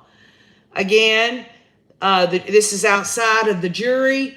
April Raymond received a Facebook message showing an interview with Justin Lum of Fox 10, that one that he did with Lori Daybell's cousin. And so this goes back to when a judge asks about, have you been watching any of this? Have you been any of this at all, and all that? It was bound to happen. It has been brought to the attention. I don't know who brought it to the attention. Raymond says she watched about 2 minutes of the interview, but turned it off. She says the story had nothing to do with the case or the interviews. Raymond says she read some of the comments on the story. Well, don't y'all know? April Raymond did several national interviews. She was the one that, in her cute little dress, and she had her legs crossed so perfectly, and she was the one that wanted everyone to know that this was, I just didn't know what was wrong with Lori. They were such good friends in the past, she says. Lori acted normal, was a great mother and all this. But when Lori came to visit her in Hawaii, because they both lived in Hawaii together, that's how they met at first. They both went to the temple in Hawaii and all that. She says when Lori got with Chad Daybell, that Lori started having these new friends, i.e. cult member friends, like Zulema and Melanie Gibb and all that. April Raymond says Lori changed, y'all.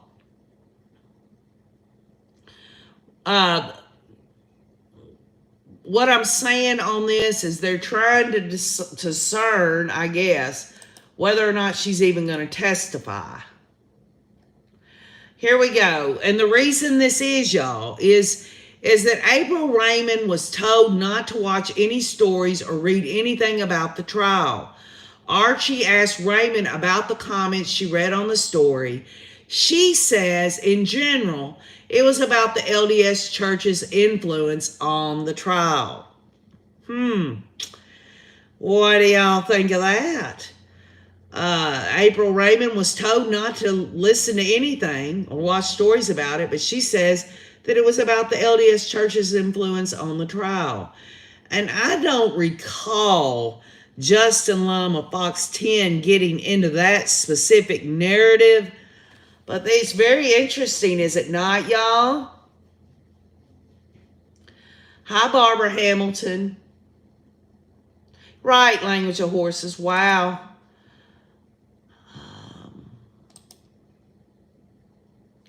Just Me, Hi, DP says, that was an interview Monday, I think.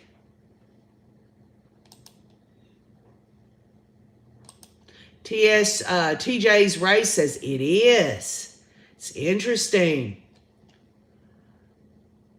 Dorothy said it was yesterday or the day before. Y'all think, Jessica K says, that, do you think she did it on purpose? Wouldn't surprise me one bit, y'all. Not one bit.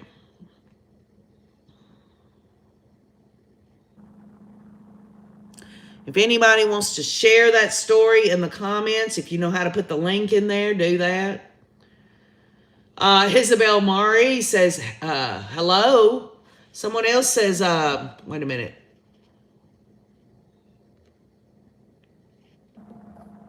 Trying to see here.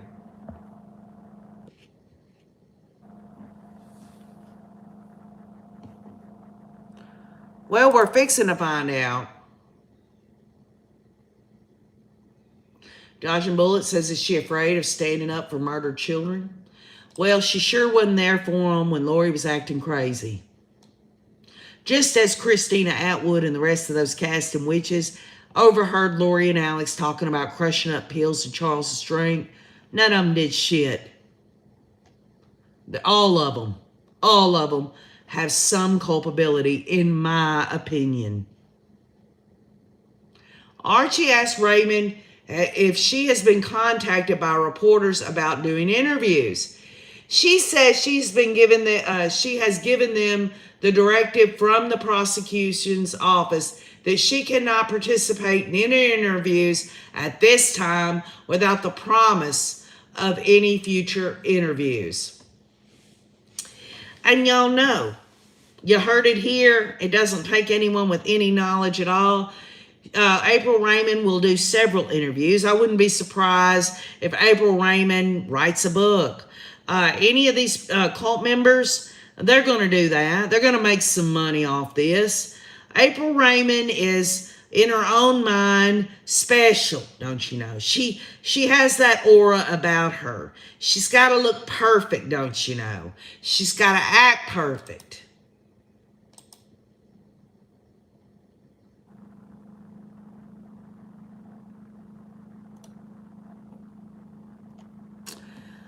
So, Judge Boyce says there is no evidence that April Raymond violated the exclusionary rules, and she will be able to remain on the stand, y'all. Jurors are brought in. Lori has been looking at her former friend, but I have not seen April Raymond look at Lori once.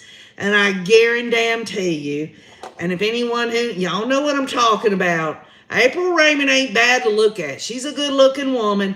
I bet Lori is seething with jealousy. Number one, that in my opinion, April Raymond is a better-looking woman than Lori. Number two, Lori's probably jealous as hell because, see, April Raymond gets to get off that stand and leave. Lori, on the other hand, has to go back to a jail cell until she's convicted of all this and is sent off to prison. And make no mistake, y'all, Lori is probably taking her notes. She's probably going to let Archie and Thomas know of things that she might want them to ask April Raymond about.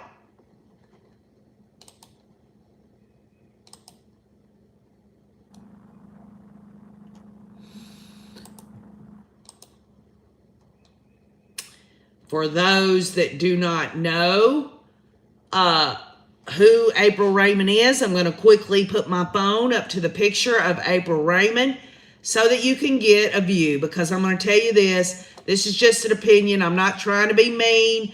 I'm just telling you now, the sketch artist is not catching any reality in any of this. Here is April Raymond, y'all. You see that look on her face? That's how these people roll. They look high as kites. They look like they're off in another world.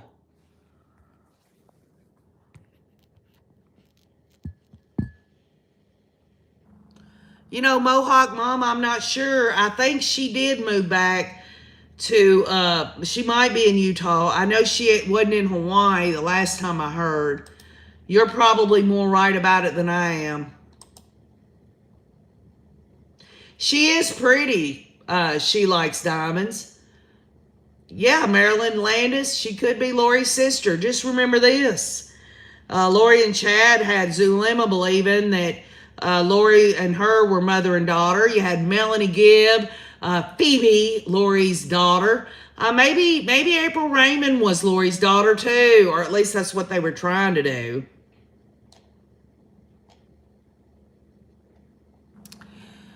Okay. April Raymond lives in Hawaii and has 2 children, so that answers that question, y'all. She is in Hawaii. She says they met at church in Hawaii in 2016. They were introduced at church.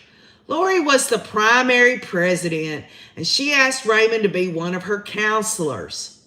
They were friends outside of church, celebrated holidays together, and their kids played together.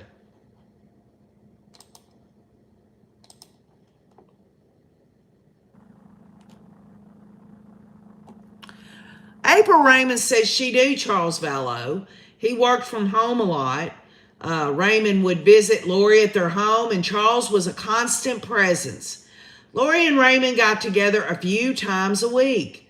They would go on walks. Lori would color Raymond's hair. They would shop and planned activities for the kids at church.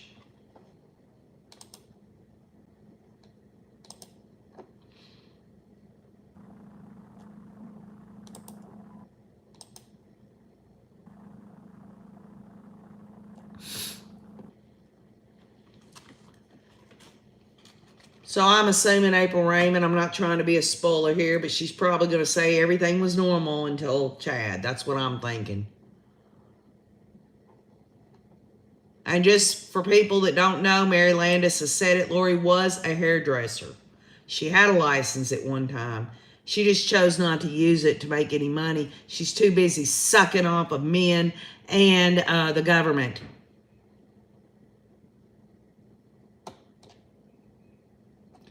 Lori and Charles eventually moved from Hawaii, but in February of 2019, the weekend before Valentine's Day, Raymond unexpectedly received a call from Lori. Lori said she was in Hawaii with Tylee and that Lori was leaving Charles. Lori reached out again saying they needed a place to stay. Lori and Tylee went to stay with April Raymond in Hawaii.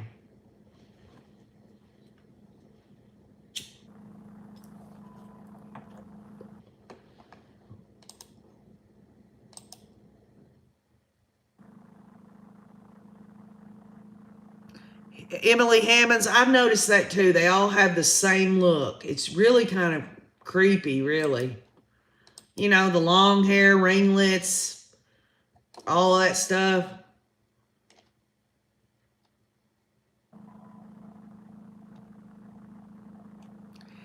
Lori told April Raymond that Charles had an affair, he was no longer Charles, and that he had turned into a demon named Ned Schneider. Lori said they were getting a divorce. Tylee was with Lori, but JJ was with Charles. And this was when Lori disappeared for 58 days, y'all. Lori told Raymond she didn't bring JJ because she was done with JJ. She was done with him. And Charles and Kay would need to figure it out. That tells you everything you need to know. Let me repeat it again. Lori told April Raymond she didn't bring JJ because she's done with JJ. And Charles and Kay Woodcock would need to figure it out. That shows you right there everything you need to know. Of course, we know she also said that she hoped Charles and JJ would die in a car accident. Y'all remember that? That didn't happen. April Raymond took done with JJ to mean that because Lori and Charles were getting a divorce, Charles would need to take care of JJ because Lori wasn't going to care for him anymore. Lori said Charles was already dead and a demon was using his body as a host. The demon's name was Ned Schneider. When asked how she knew he wasn't Charles, Lori told April Raymond that Charles was physically shorter. Give me a break. You know, it's one thing to know that Lori would say something like that. It's another.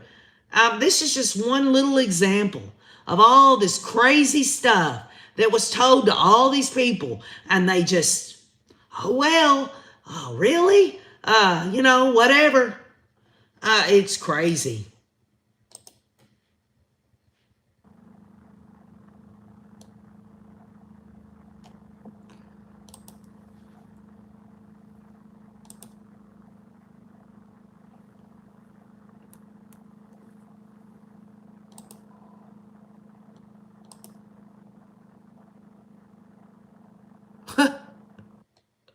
That's true, Karen Holland. Boyce does like his early days and his breaks.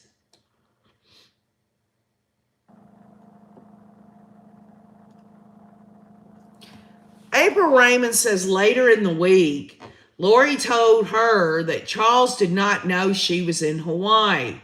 Lori said if Charles reached out, don't tell him where she was. Lori said Charles hired a private investigator who was following her, and she had told Charles she was going to Idaho for a conference. She thought that Charles was going to serve her with divorce papers. And yet Lori's telling other people during this time that Charles isn't trying to serve her with divorce papers. Charles, when people ask where Charles is at, she's saying Charles is in Texas getting professional help for his demon possession. Imagine that, y'all.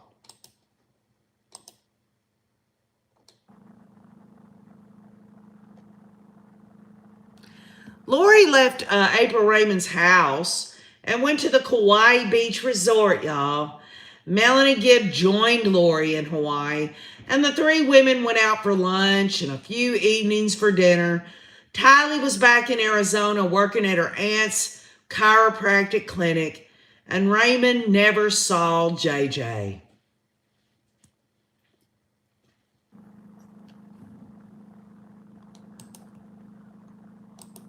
You gotta wonder, they all went to these dinners and all this stuff.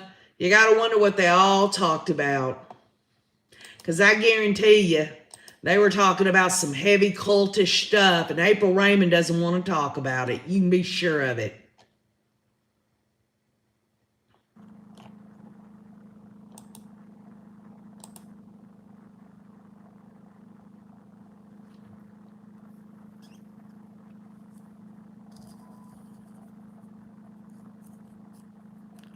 You're correct on that, TJ's race. All paid by Charles Vallow. Lori didn't have no money.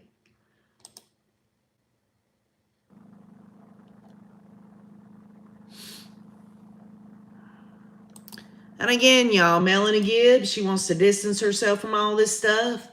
The bottom line is it should have been brought out more that Melanie Gibb really believed this crap. Because they brought it out with Zulema. Melanie was there. Melanie Gibb was there every step of the way in all of this. And at any time, could have reached out to extended family. She could have reached out to anyone. Even Charles Vallow cried on her shoulder saying something's wrong with Lori, and Melanie Gibb believed that Charles was Ned Schneider. Give me a break.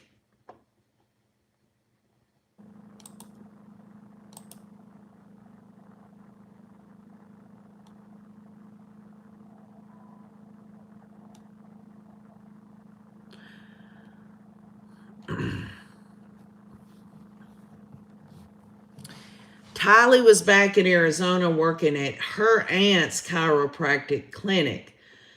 I did not know that, was this Aunt Summer? But Tylee's aunt.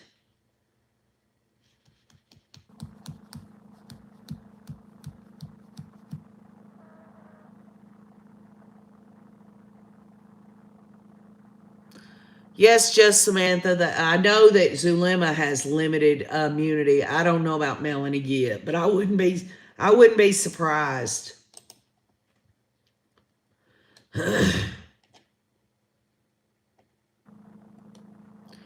During a lunch at Calypso, y'all, Lori said Charles had sent an email to her family pleading for help.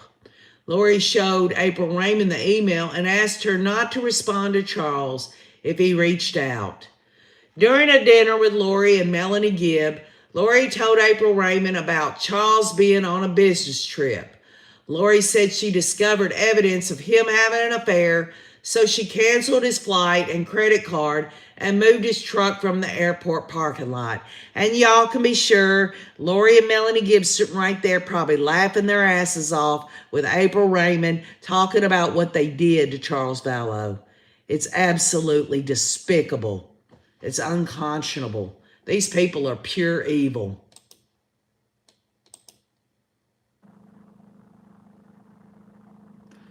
Tracy Dale says, yes, it was Summer who was the chiropractor. Trace on the case, someone just answered it. It was Summer Shiflett who was a chiropractor.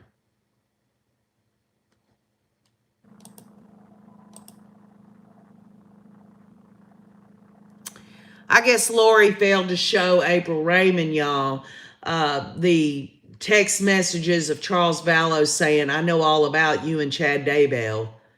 I'm going to go to Tammy Daybell. I'm sure Lori kept a lot of that. She framed this so much like the victim that Lori wanted everyone to think she was.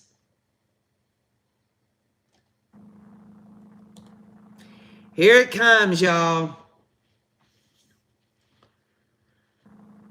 During a dinner with Lori and Melanie Gibb, Lori told Raymond about Charles being on a business trip. And Raymond says the first night Lori stayed with her, Lori said she had been appointed the leader of the 144,000, and she was in Hawaii to gather April Raymond. She wanted April Raymond to join her, and she would need to be separated from her children. Lori wanted April Raymond to leave her children because she had to fulfill her role. She had fulfilled her role in their lives.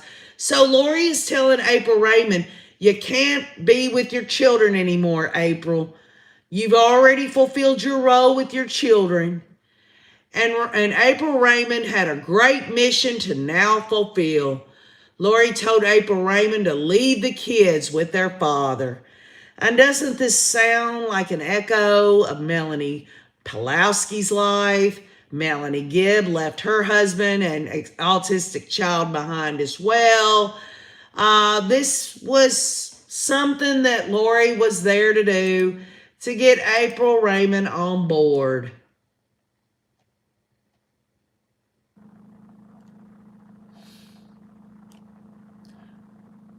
Rachel Smith has no further questions for April Raymond. Archibald will be conducting cross-examination.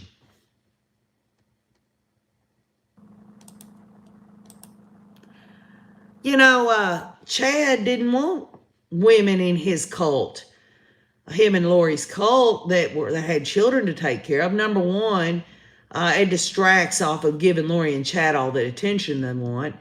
Number two, we're looking at financially, these people they were trying to bring in, gather in, they wanted any money they had to go toward the cult, not their children. Next, you know it, and I know it, Chad wanted these women all to himself, and Lori as well. Make no mistake, if this would have moved forward, Lori and Chad would have been swinging hard, if you know what I mean. So how is Archie going to approach April Raymond?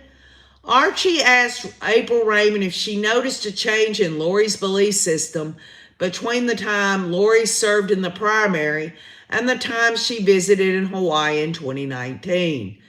April Raymond says her belief system changed because of a group she had recently become part of. Isn't that what I told y'all? She made a conscious decision, y'all. She made a conscious decision. This wasn't being sucked in or anything like that. This is Lori wanting something more. Lori wants to be special. Lori wants to be the goddess. Lori wants to be the most powerful woman in the world.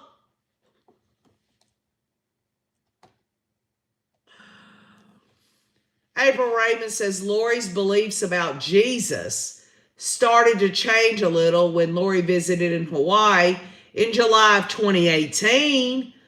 In 2019, the beliefs were more amplified than before.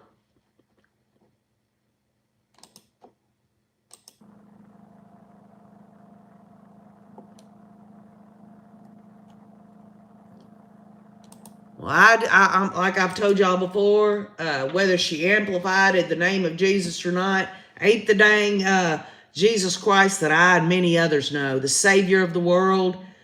I don't know who Lori thought Jesus was, who she was seeing face to face, or Chad saying he was the Holy Spirit and all this other stuff.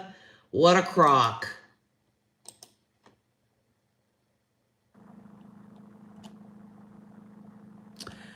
April Raymond said that she did not believe in multiple lives probations, and the church Lori and April Raymond attended together did not teach this. April Raymond did not hear anything about zombies in 2018, but Lori talked about it in 2019. It was a new teaching. And as far as Crescia K. Easton of Difficult Research is concerned, she has a different viewpoint on this. I myself, I look through the lens of personal responsibility, lawlessness. I look at God's holy word. I've never read the Book of Mormon. I do not want to, don't have a desire to.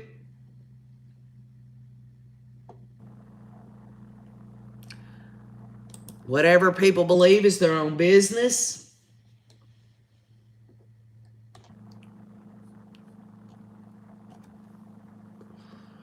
Archie's asking about a light and dark scale. April Raymond says Lori spoke with her about that in 2019 at April's home.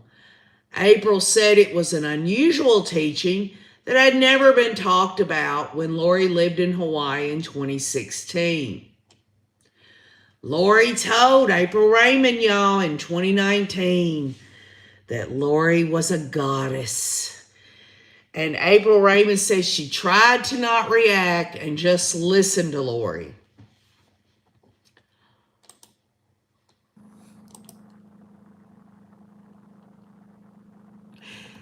You know, what's interesting about this is Lori is on trial, a triple murder trial here. She's in a jail cell every day. She has been since, end of February, beginning of March of 2020. If she's a goddess, then I am the most beautiful woman on the planet, okay?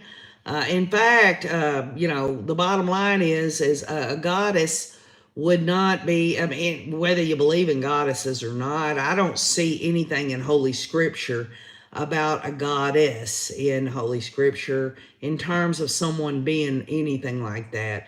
What I read in Holy Scripture is that the only purpose I have in terms of my relationship with Jesus Christ is accepting him into my heart, confessing my sins, and also glorifying him. And Lori and Chad and all the rest of them did only one thing. They glorified themselves.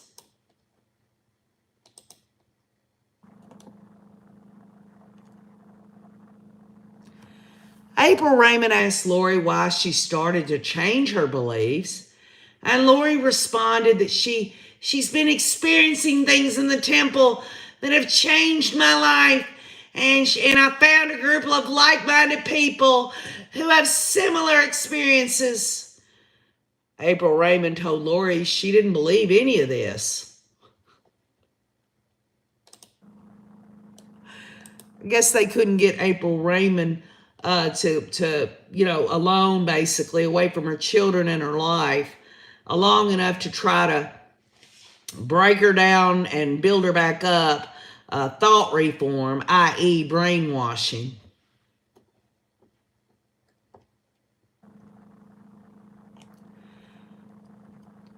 April Raymond asked Lori these questions, and Raymond told Lori she didn't believe this. Archie asks April Raymond what she and Lori taught the primary children in 2016 and 2017. And April Raymond says they taught scriptures. Lori did a lot of musical activities and holiday parties along with the Sunday services. And I guess that just wasn't enough for Lori, was it? Lori couldn't be happy with her, I guess, her place, whatever that was in her belief system. It had to be something more for her. Something that would get her off, would get her juicy, don't you know? Something that would make her feel powerful. Something that would draw people to look at her even more. You know, you only get a little bit on Wheel of Fortune. You only get to walk across a stage in a Mrs. Texas pageant. And you know what? She probably realized that she was in this organized religion of the Church of Jesus Christ of Latter-day Saints, that there were people that were more powerful, or at least more well thought of, that she just couldn't handle that. She wanted to be the top woman, don't you know? She wanted to be the goddess. Janelle Murphy says she had to dominate. It was obvious when she dominated the podcast with Melanie Gibb. Kathy Barella says Chad would have moved on from Lori to someone with more money. Yeah, and some people think Lori would have took out a life insurance on Chad and done his ass in. Either way it goes. These people don't stop. This is why it's so important that Chad and Lori and even the rest of these cult members, they should not be walking around out here in society, because this stuff doesn't just end. It just gets worse. Chad and Lori and Alex, and I believe the other cult members, to me, they have the serial killer mindset.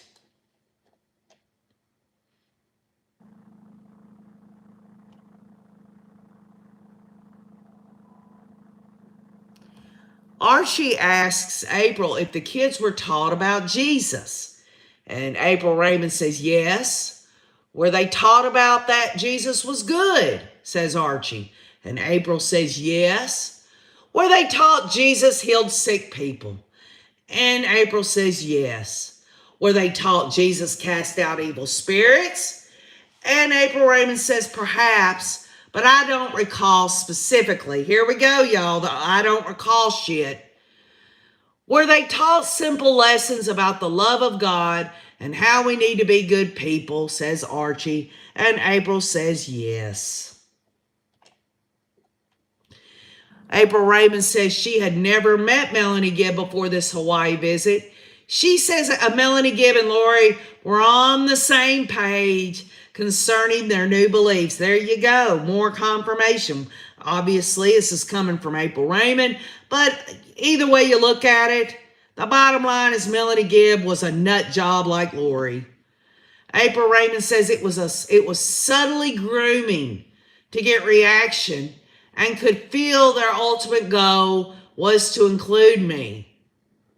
But April Raymond says she was not interested. And obviously, this, to me, it's spot on in a lot of ways, because to me, y'all, this was a cult, or at least the formation of one. And the bottom line is that she's right. They subtly groom you. Remember Melanie Gibb talked about how Lori mirrored her when they first met? Archie is finished with cross-examination, and Rachel Smith is following up with some questions. She asked who was in Lori's podcast group, and April Raymond says Melanie Gibb, Zulema, Jason Mao, and Chad Daybell, and Thor. So wonder about Jason Mao and Thor. How are they able to be unscathed in all of this?